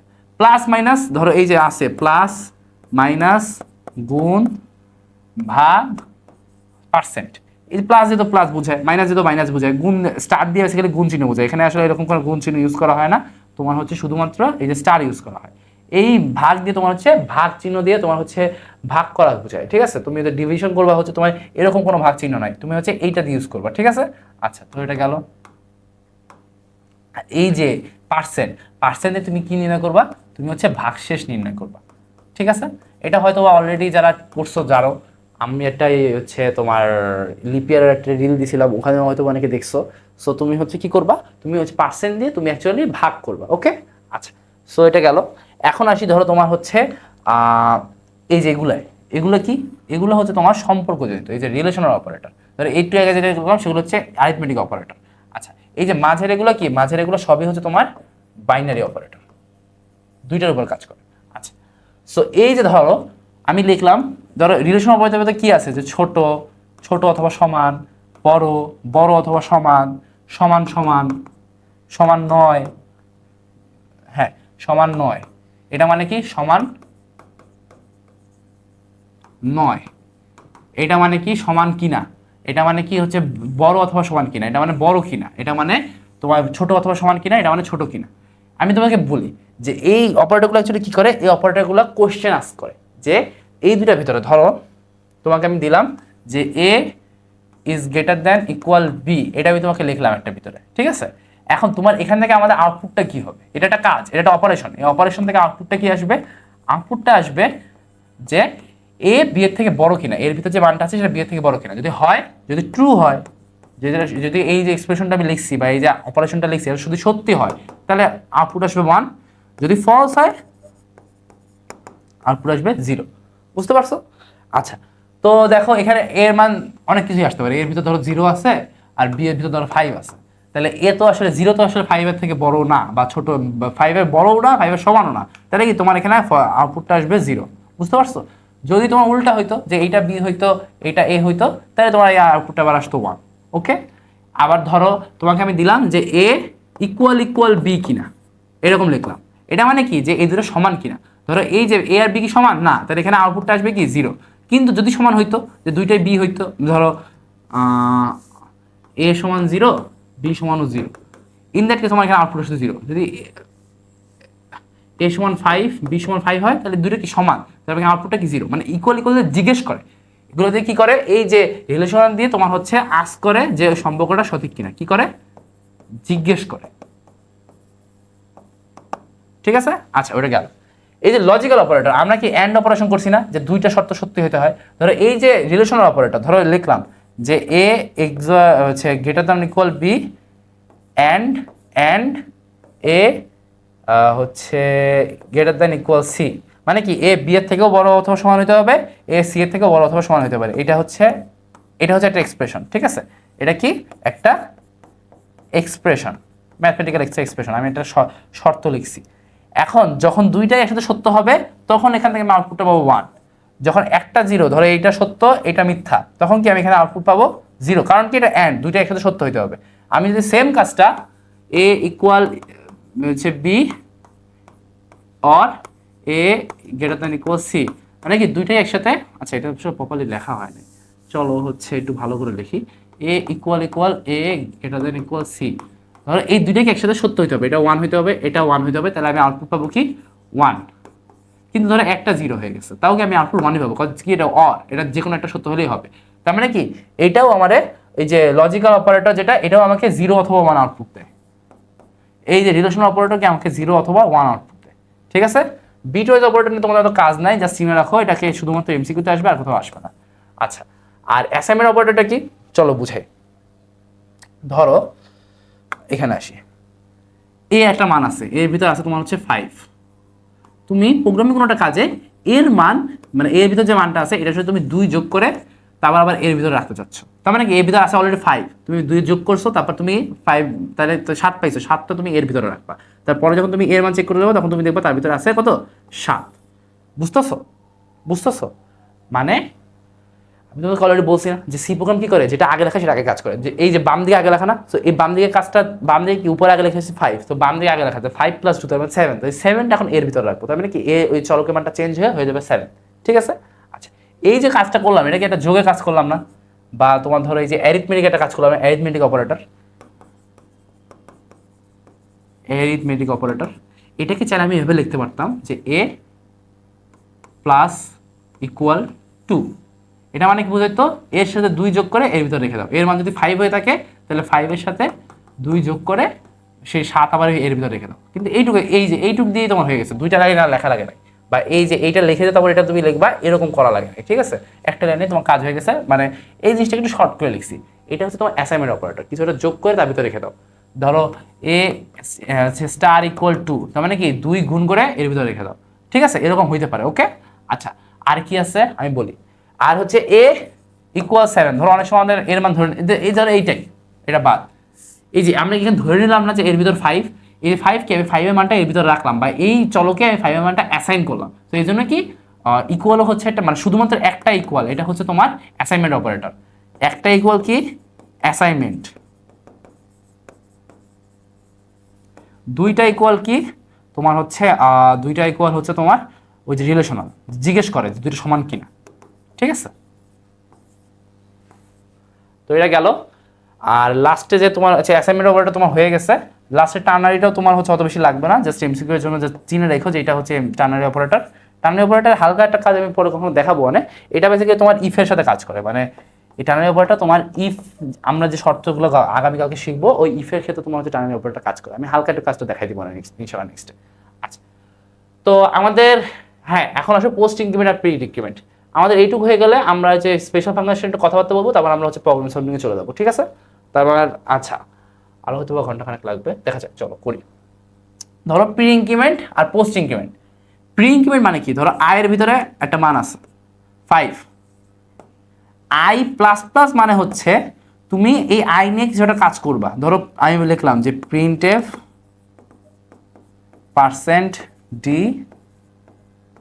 আই প্লাস প্লাস, এরকম করে আমি লিখছি, ঠিক আছে? আই ভিতরে আমি রাখছি কি 5, তো আমি করছি কি আমি যে পোস্ট ডিক্রিমেন্ট করছি আমি percent D I plus plus. তার মানে কি হবে? তুমি জানো আই ভিতরে যে অলরেডি 5টা আছে, এখানে আমি আউটপুটটা পাবো কি? আউটপুটটা পাবো হচ্ছে 5, কারণ আই ভিতরে আগে থেকে ছিল 5 ছিল। 5 হওয়ার পর আয়ের মানটা 1 বেড়ে যাবে। প্লাস প্লাস মানে 1 বাড়া, কত বাড়া? 1 বাড়া। একের জন্য শুধুমাত্র এটা হচ্ছে প্রি আর পোস্ট ইনক্রিমেন্ট, আর এরপরে আছে যে এই ডিক্রিমেন্ট, এখানেও কি 1 কমা। 1-এর থেকে বেশি কমাইতে হলে তোমার হচ্ছে ওই অ্যাসাইনমেন্টে চলে যেতে হবে। আচ্ছা, তো এই যে এখানে কি হবে? আয়ের মান 1 মানে 5 তো আউটপুট প্রিন্ট হয়েছে, তারপরে কি হয়েছে? তারপরে আয়ের মানটা 1 বেড়ে গেছে। 1 বেড়ে গিয়ে কত হয়েছে? আই সমান সমান 6 হয়ে গেছে। এটা কম্পিউটার অভ্যন্তরে তোমার কাজ হয়ে গেছে। তুমি যখন পরে আরেকবার যখন আইসা আই প্রিন্ট করবা তখন তুমি দেখবা আউটপুটটা আসছে 6। বুঝতে পারছো? মানে তুমি একটা কাজ করবা, ধরো এই যে এটা কি, এটা হচ্ছে পোস্ট ইনক্রিমেন্ট, এটা কি পোস্ট। সো পোস্টে কি হয়? তুমি যে কাজটা করবা, কাজটা আগে করে তারপর মান 1 বাড়ায়। আর এই প্লাস প্লাস আই কি করে? প্লাস প্লাস আই হচ্ছে মান বাড়িয়ে তারপর হচ্ছে তোমার মান বাড়িয়ে তারপর হচ্ছে কাজ করে। ধরো সেম জিনিসটাই যদি আমি এখানে করি যে আই সমান সমান 5, তোমার হচ্ছে printf percent D plus plus হচ্ছে আই, ইন দ্যাট তোমার কত প্রিন্ট হবে জানো? 6। কি এটা? এটা হচ্ছে আউটপুট, ধরো সরি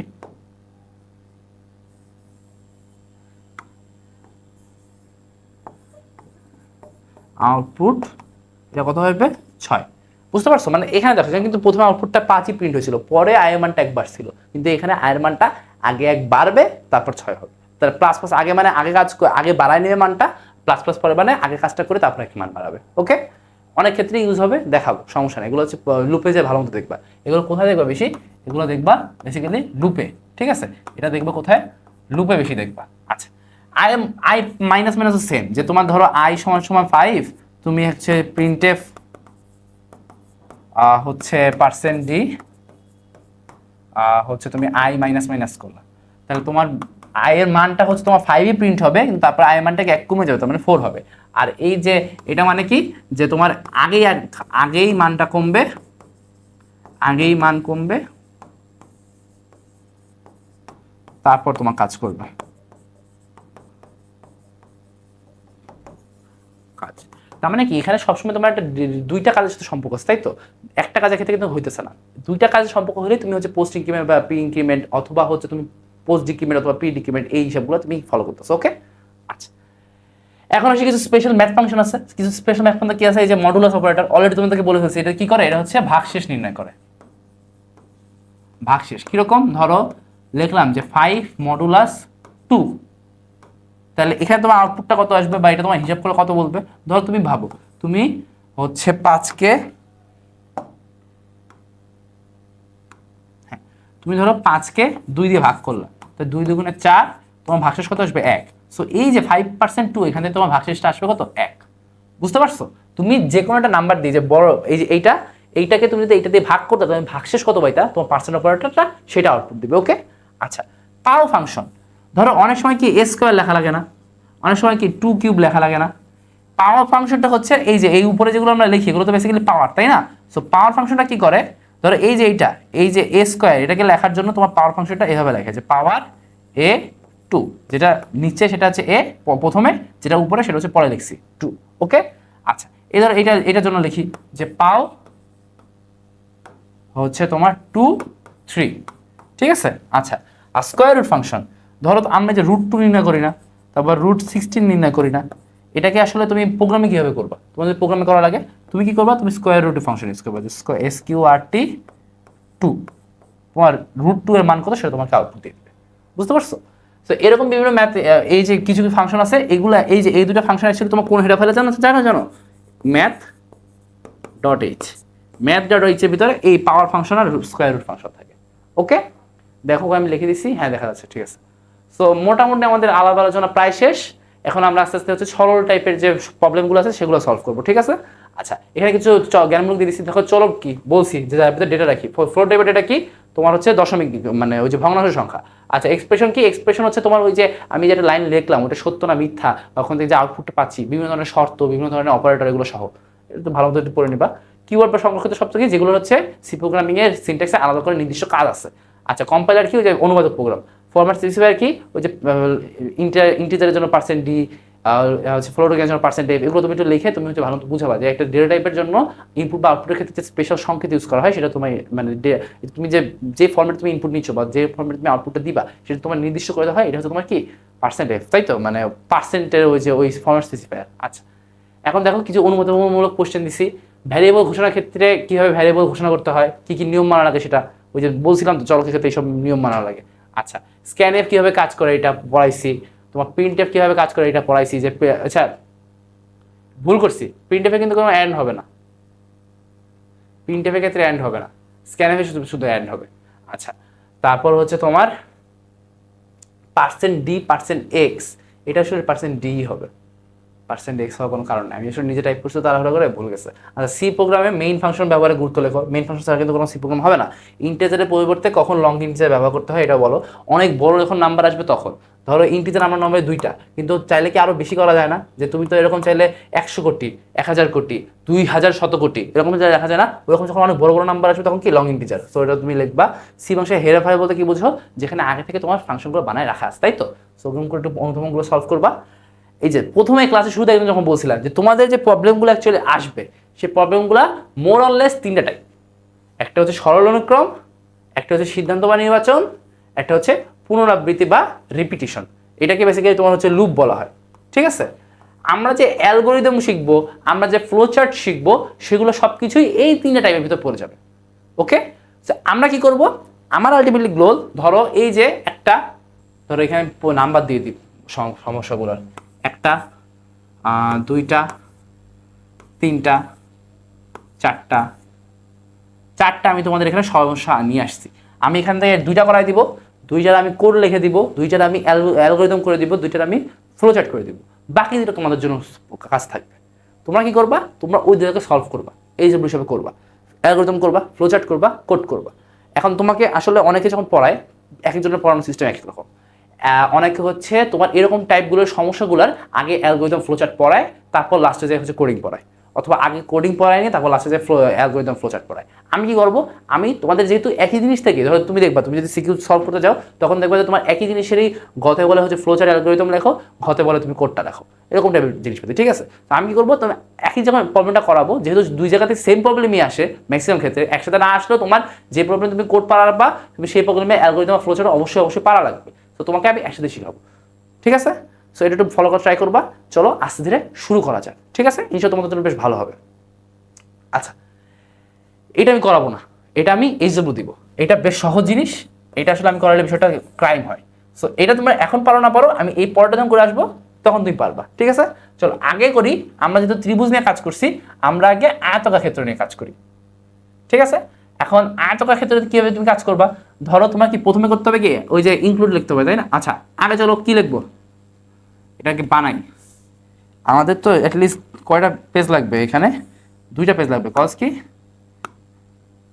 হ্যাঁ আমরা কি করবো, আগে আমি করবো কি, আমাদের নিয়মটা কি, আগে হচ্ছে অ্যালগোরিদম করা, তাই না। সো ধরো আগে অ্যালগোরিদম করবো, যে এটাকে আমি সলভ করবো। তো স্টেপ 1-এ কি আসবে, স্টেপ 1-এ আসবে কি তোমার স্টার্ট করতে হবে, তাই তো। তো স্টেপ 1-এ আসবে স্টার্ট।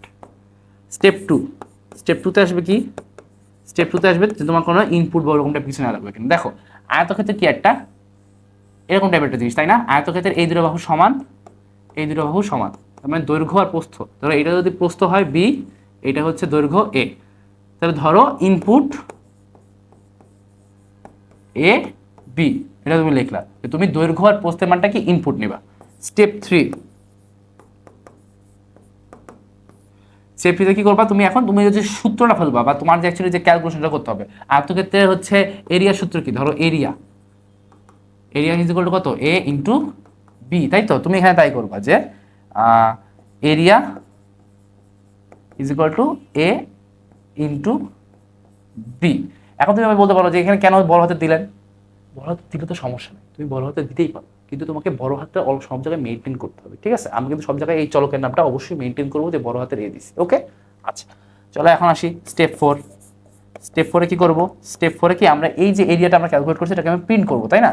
যে প্রিন্ট এরিয়া। তারপর কি আছে, স্টেপ হচ্ছে তোমার 5, যেহেতু এরিয়া আমাদের এখানে কি ক্ষেত্রফলটা প্রকাশ করতে হবে, তো আমাদের তো আলটিমেটলি কাজ হয়ে গেছে, তো আমরা লাস্টে কি করবো, এন্ড করে দেবো। বুঝতে পারছো? আচ্ছা এখন তোমরা একটা কথা দেখবা যে আমি যখন ওই শুরুতে করাইছিলাম, শুরুতে যে আমি হচ্ছে তোমার ত্রিভুজটা করাইছি, কই গেল, আচ্ছা শুরুতে আছে একদম, এই যে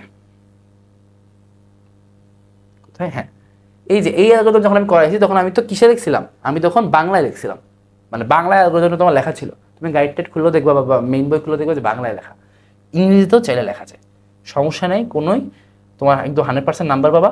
তুমি যেখানে তুমি বাংলায় কমফোর্টেবল নাকি তুমি ইংরেজিতে কমফোর্টেবল, তোমার এটা দেখতে হবে।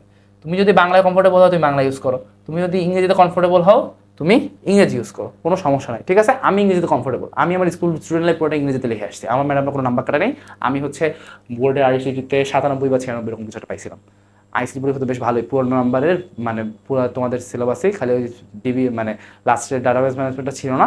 সো আমি বাকিটা এক্সাম দিয়ে 96-97 পাস করে আসছি, আমি ইংরেজিতেই লিখছি, কোনো সমস্যা নাই, বোর্ডের নাম্বার দেয়। অ্যান্ড এটাও অবশ্যই স্মার্ট।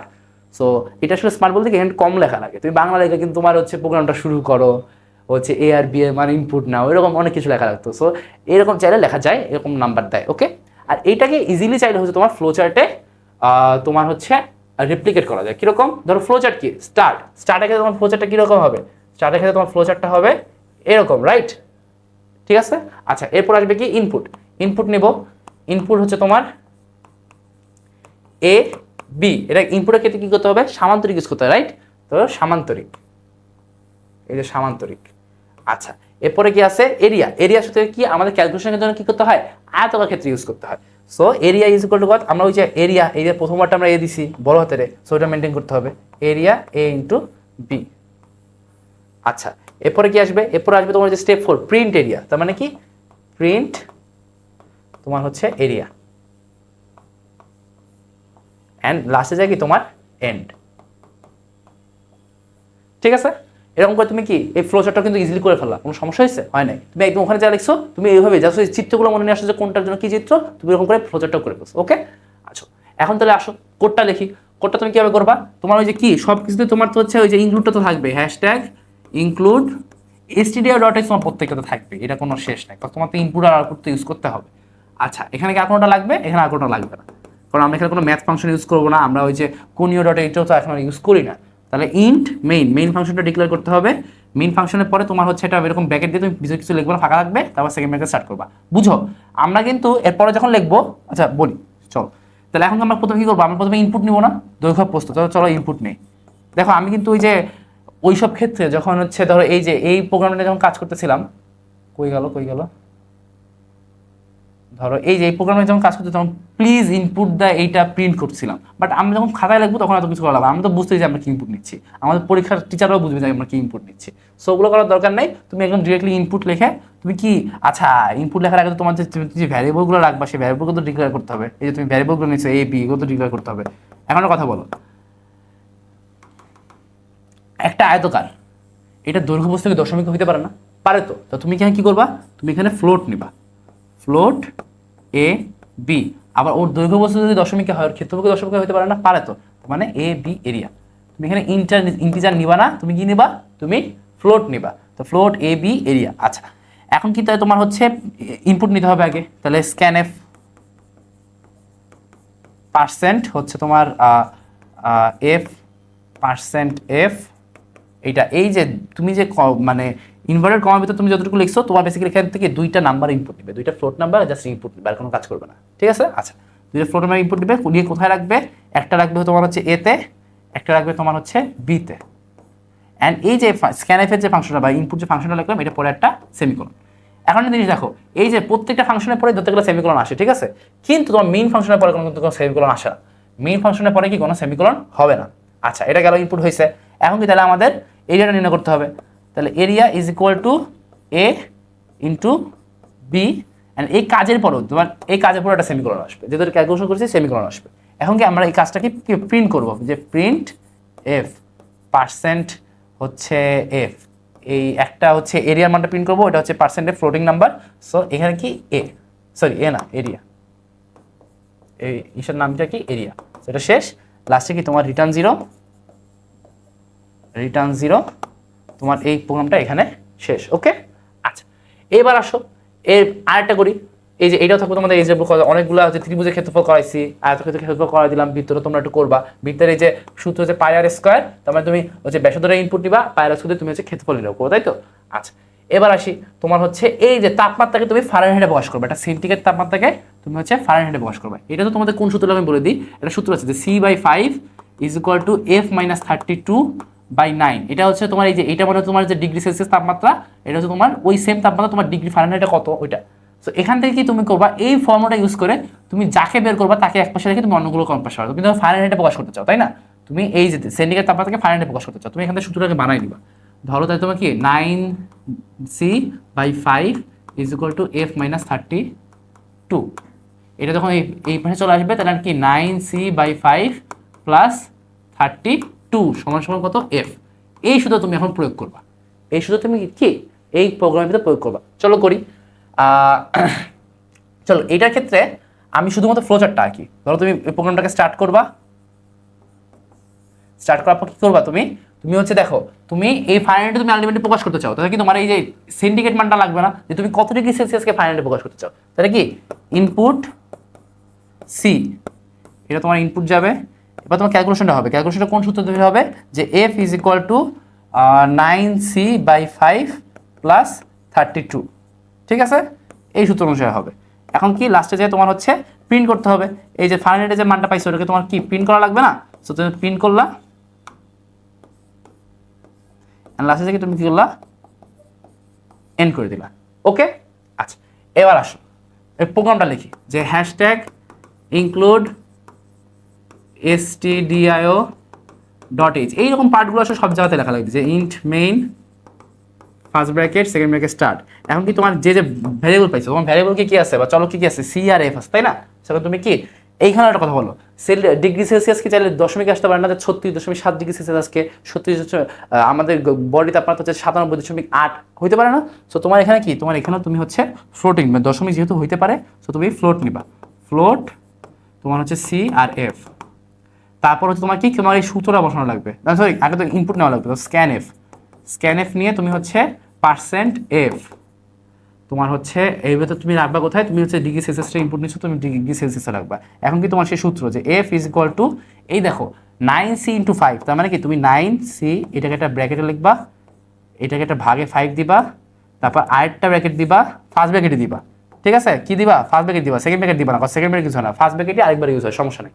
সো ফার্স্ট ব্র্যাকেট আবার দিয়ে তারপর তুমি প্লাস 32 লিখবা, অ্যান্ড এখানে শেষ করে দেবা। তাহলে তোমার ক্যালকুলেশন হয়ে গেছে, তুমি হচ্ছে প্রিন্ট এফ পার্সেন্ট এফ তোমার হচ্ছে ফারেনহাইট, অ্যান্ড তোমার রিটার্ন এখানে 0। সো এরকম করে কিন্তু তুমি এরকম সরল সমস্যাগুলো সমাধান করতে পারবা। আমি তোমাদেরকে বলি, এই যে দুইটা সংখ্যা ইনপুটের যোগফল মুখফল প্রকাশ, এটা মারাত্মক লেভেলে সহজ, এটা একটু কইরো, এই বৃত্তটাও কইরো, ঠিক আছে। এই সরল মানে একটা সূত্র প্রয়োগ করে করা, এখানে তোমার হচ্ছে এই তাপমাত্রার এটা অনেক বেশি ইম্পর্টেন্ট। তাপমাত্রা থেকে তোমরা চাইলে আরেকটা ইনসিডেন্ট আমি তোমাদেরকে দিয়ে দিই, যে তোমরা ডিগ্রি ফারেনহাইটের মানটাকে ডিগ্রি সেলসিয়াসে প্রকাশ করবা, এটা তোমাদের এক্সাম্পল, এটা তোমরা হচ্ছে নিজেরা করবা, ঠিক আছে। মানে এই যে সিম্পল যেগুলো এক লাইনে করা হয় যায় বা একটা সূত্র হয়ে যায়, এগুলো এরকম জিনিসপাতি অনেক বেশি ইম্পর্টেন্ট, তাপমাত্রা অনেক বেশি ইম্পর্টেন্ট, আসেও এগুলোই, তুমি দেখবা পরীক্ষা এগুলো আসছে, সো এক্ষেত্রে ইম্পর্টেন্সটা মেনটেন করবা। আচ্ছা এখন যেটা আসে সেটা হচ্ছে যে আস্তে আস্তে চলো এমসিগুলো স্টার্ট করি। আমাদের ক্লাসে মোটামুটি ম্যাক্সিমাম পার্ট শেষ, এখন আমরা এমসিগুলো সলভ করবো, কিছু ম্যাথমেটিক্যাল এমসিকিউ আছে, এগুলো সলভ করে বেসিক্যালি আমরা তো এখানে ক্লাসটা শেষ করবো। ওকে চলো, তো অ্যাসেম্বলি ভাষা কোন প্রজন্মের ভাষা? প্রথমে বলে আসছি, প্রথম ভাষা মেশিন ভাষা, সেকেন্ড ভাষা কোনটা? অ্যাসেম্বলি ভাষা। তাই এই যে দ্বিতীয়। আচ্ছা, এরপর আছে কি, কোনটি সোর্স কোডকে মেশিন কোডে পরিণত করে? বুঝো, সোর্স কোড কোনটা? যেটা তুমি বানাইছো। মেশিন কোড কোনটা? যেটা হচ্ছে কম্পিউটারকে দিচ্ছি। এটাকে মেশিন কোড বলা হয়, অবজেক্ট কোড বলা হয়। তাহলে এটা কি? কম্পিউটার বা যন্ত্র, কম্পিউটার বা যন্ত্র। সো এই যে কোনটি সোর্স কোডকে মেশিন কোডে পরিণত করে? তোমার হচ্ছে সবকটি, কারণ এগুলো সবকটাই কি হচ্ছে তোমার ওই যে ট্রান্সলেটার, তাই তো? সবকটাই তোমার কম্পাইলারও তোমার সোর্স কোডকে মেশিন কোডে পরিণত করে, ইন্টারপ্রেটারও তাই করে, অ্যাসেম্বলারও কি তাই করে, তাই তো? আচ্ছা, এবার আসি যে কম্পাইলার ও ইন্টারপ্রেটারতে কোথায় পার্থক্য রয়েছে? প্রোগ্রামটি অনুবাদের ক্ষেত্রে একটা করে পুরাটা, একটা করে লাইন বাই লাইন। তারপর কাজের গতির ক্ষেত্রে এটা হচ্ছে তোমার একবারে সব করে দেয়, এটা কি আস্তে আস্তে হয়। আচ্ছা, ভুল প্রদর্শনের ক্ষেত্রে একবার সব ভুল কাজ প্রদর্শন করে, এখানে কি একটা করে ভুল প্রদর্শন করে। তার মানে 3 দিক থেকে তোমার পার্থক্য আছে, রাইট? আচ্ছা, এবার আসি ফ্লোচার্টের প্রক্রিয়াকরণ প্রতীক কোনটা? ফ্লোচার্টের প্রক্রিয়াকরণ প্রতীক হচ্ছে এই যে আয়তক্ষেত্র, তাই তো? আচ্ছা, এবার আসি ফ্লোচার্টের সংযোগ প্রতীক কোনটা? সংযোগ প্রতীক হচ্ছে এই যে গোল, একদম পিওর যে গোলটা আছে সেটা, ঠিক আছে? আচ্ছা, এবার আসি প্রোগ্রাম তৈরিতে প্রোগ্রাম ডিজাইনের পরবর্তী কোনটা? প্রোগ্রাম ডিজাইন হচ্ছে অ্যালগরিদম বা ফ্লোচার্ট। অ্যালগরিদম ফ্লোচার্টের পরে আমরা কোনটা করি? অ্যালগরিদম ফ্লোচার্টের পরে আমরা করি হচ্ছে কোডিং বা বাস্তবায়ন। আচ্ছা না, সরি, বাস্তবায়ন, রচনা। সো এখানে কি, এই যে প্রোগ্রাম কোডিং দিয়ে দিছে, এটা তোমার আনসার। ওকে, আচ্ছা, এখন আসো সি প্রোগ্রামের জন্য অত্যাবশ্যকীয় ফাংশন কোনটা? মেইন। তুমি কোনো একটা ফাংশনে তোমার হচ্ছে ইনপুট নেওয়া লাগতে পারে, কোনো একটা প্রোগ্রামে তোমার ইনপুট কোনো নেওয়া লাগতেছে না, তুমি ভিতরে ভিতরে কাজ করে দেখাই দিতে পারতেছো। কিন্তু তোমার মেইন ফাংশনটা তো 100% লাগবে, কারণ মেইন ফাংশনটা তোমার তো ওই ধরো এইচটিএমএল, যেমন যে এইচটিএমএল দুইটা শুরুতে একটা এইচটিএমএল লাস্টে এইচটিএমএল ছিল, সি প্রোগ্রামে তোমার একটা মেইন ফাংশনের ওই যে শুরু সেকেন্ড ব্যাকের লাস্টের সেকেন্ড ব্যাকের এইটুকু ভিতরে তোমার হচ্ছে মেইন কাজ। তো মেইন ফাংশনটা অবশ্যই লাগবে। ওকে, আচ্ছা, এবার আসি যে সি ভাষায় 32.41 কোন ধরনের ডেটা? ফ্লোট ডেটা, তাই তো? দশমিক ডেটা। আচ্ছা, সি প্রোগ্রামে কিবোর্ড থেকে ইনপুট দিতে গেলে কোন ফাংশন ব্যবহৃত হয়? কিবোর্ড থেকে ইনপুট দিতে গেলে তোমার হচ্ছে ইনপুটের জন্য স্ক্যানের ফাংশন ইউজ হয়, তাই না? আচ্ছা, এই যেটা দেখো প্রোগ্রাম দিয়ে দিছে যে int A B double C. আচ্ছা, তাহলে সি কি? সি হচ্ছে তোমার সেই যে লং, তোমার সি এর পরে ডট ডট চলতেই থাকবে। আচ্ছা, এ সমান সমান 5, বি সমান সমান 8, 5.0 ইন্টু বি বাই এ। এখানে সি এর মান কত এটা বুঝতে হবে। দেখো 5 into B by A, B এর মান কত? 8, আর এর মান কত? 5। তার মানে এই 5 কাটা থাকবে হচ্ছে 8।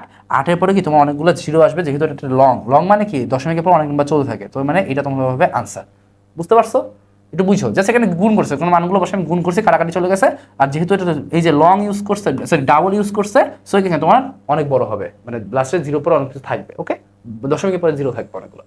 আচ্ছা, নিচে কোন হেডার ফাইল স্কোয়ার রুট ফাংশনকে ধারণ করে? বলছি না স্কোয়ার রুট প্লাস পাও, এগুলো কি ম্যাথমেটিক্যাল ফাংশন, এগুলো কি ম্যাথ ডট হেডার ফাইল ধারণ করে। ওকে, আচ্ছা, এবার আসে কি, আচ্ছা, ইন্ট মেইন ক্যার সিএস। তার মানে আমি তোমাকে বলছি না যে একটা ভেরিয়েবলের ভিতর তুমি চাইলে হচ্ছে কারও রাখতে পারো, মানে ক্যারেক্টারও রাখতে পারো। কার সিএইচ এম, তুমি এই এম ক্যারেক্টারকে এই ভ্যারিয়েবলের ভিতর রাখছো। এখন দেখো এই যে ক্যারেক্টার যে হচ্ছে তোমার ভ্যারিয়েবল আছে, এটার জন্য আমরা ডেটা স্পেসিফাই বা ফরম্যাট স্পেসিফাই কি পড়ছিলাম দেখো তো, চলো ওখানে যাই। হ্যাঁ, আচ্ছা, এই দেখো ক্যারেক্টারের জন্য আমরা ফরম্যাট স্পেসিফাই পড়ছিলাম %c। কিন্তু কিন্তু কিন্তু কিন্তু কিন্তু ধরো এই যে টিকটায় ছিলাম, টিকটা কই তোমার হচ্ছে, হ্যাঁ, এই যে এখানে কি %d ইউজ করছে। %d মানে কি? যে ফরম্যাট স্পেসিফায়ার, তোমার যে আউটপুটে যে প্রিন্ট মানে কি আউটপুট দিবে, কিন্তু আউটপুটটা তোমার হচ্ছে এই এম আকারে বা অ্যালফাবেট আকারে বা ক্যারেক্টার আকারে দিবে না, কোন আকারে দিবে? ইন্টিজার বা %d আকারে দিবে। তখন তোমাকে মনে করতে হবে তুমি যে এম যে বর্ণটা, এটার একটা ইন্টিজার ভ্যালু আছে না? আমরা ওই যে আজকি যে হচ্ছে একটা টেবিল ছিল ওখানে দেখছি না, এখানে তুমি এম কে খুঁজে বের করবে। এম কত? এই যে 77। সো তুমি যখন একটা এম এরকম ক্যারেক্টারে রেখে তুমি যখন তার ইন্টিজার ভ্যালুটা প্রকাশ করতে যাবে %d দিয়ে, তখন তোমার প্রকাশিত হবে 77। কারণ কি প্রকাশিত হবে তোমার এটা ইন্টিজার ভ্যালু। সো কি ওই এম লেখাটার পরিবর্তে এম এর জন্য যে ইন্টিজার ভ্যালুটা আছে সেটা তোমার প্রকাশিত হবে। ওকে, বুঝতে পারছো? একটু ঠান্ডা ভাইবো।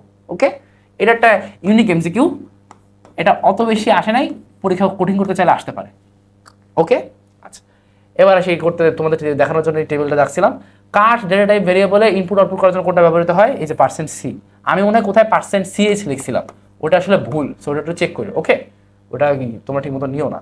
নিচের কোনটি ইনপুট স্টেটমেন্ট? ইনপুট স্টেটমেন্টটা হচ্ছে তোমার গেটস। এটা হচ্ছে স্ট্রিং ইনপুট সিস্টেম। এটা নিয়ে তোমাদের আসলে অত বেশি আলোচনা হবে কিনা, স্ট্রিং ইনপুট করা সিস্টেম। সো এটা নিয়ে ইনশাল্লাহ যদি আলোচনা হয় তখন বলবো।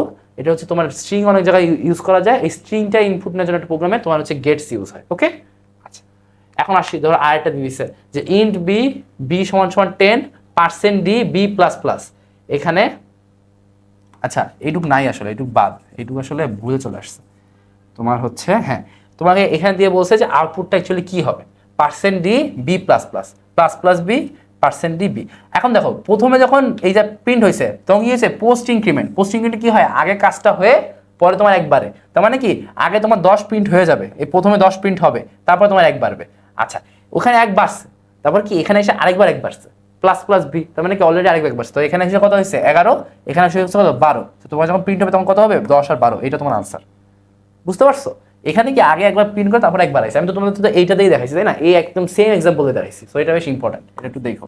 পোস্ট ইনক্রিমেন্ট আর প্রি ইনক্রিমেন্ট থেকে, মানে পোস্ট আর প্রি ইনক্রিমেন্ট হোক আর ডিক্রিমেন্ট হোক, এখান থেকে একটা কোশ্চেন আসবেই, কোনো না কোনো এমসিকিউতে আসবেই, আর একাধিকবার ইউজ করা, মানে একটা পরীক্ষায় মানে যে কোনো একটা বোর্ডে একাধিকবার এখান থেকে এমসিকিউ আসতে পারে, একাধিকবার তোমার এক জায়গা থেকে হয়তো বা এই সেম জিনিস থেকে এমসিকিউ আসছে, সেম জিনিস থেকে তোমার সিকিউ মানে লিখিত তো আসছে, এরকমও হতে পারে। ঠিক আছে, এটা একটু ভালো ইম্পর্টেন্স দিয়ে দেখো, এটা কিন্তু অনেক টেকনিক্যাল একটা বিষয়, অনেক এখানে ভুল করে। আমি তোমাদেরকে সহজভাবে বোঝানোর চেষ্টা করছি, সহজভাবে বোঝার চেষ্টা করি, ওকে?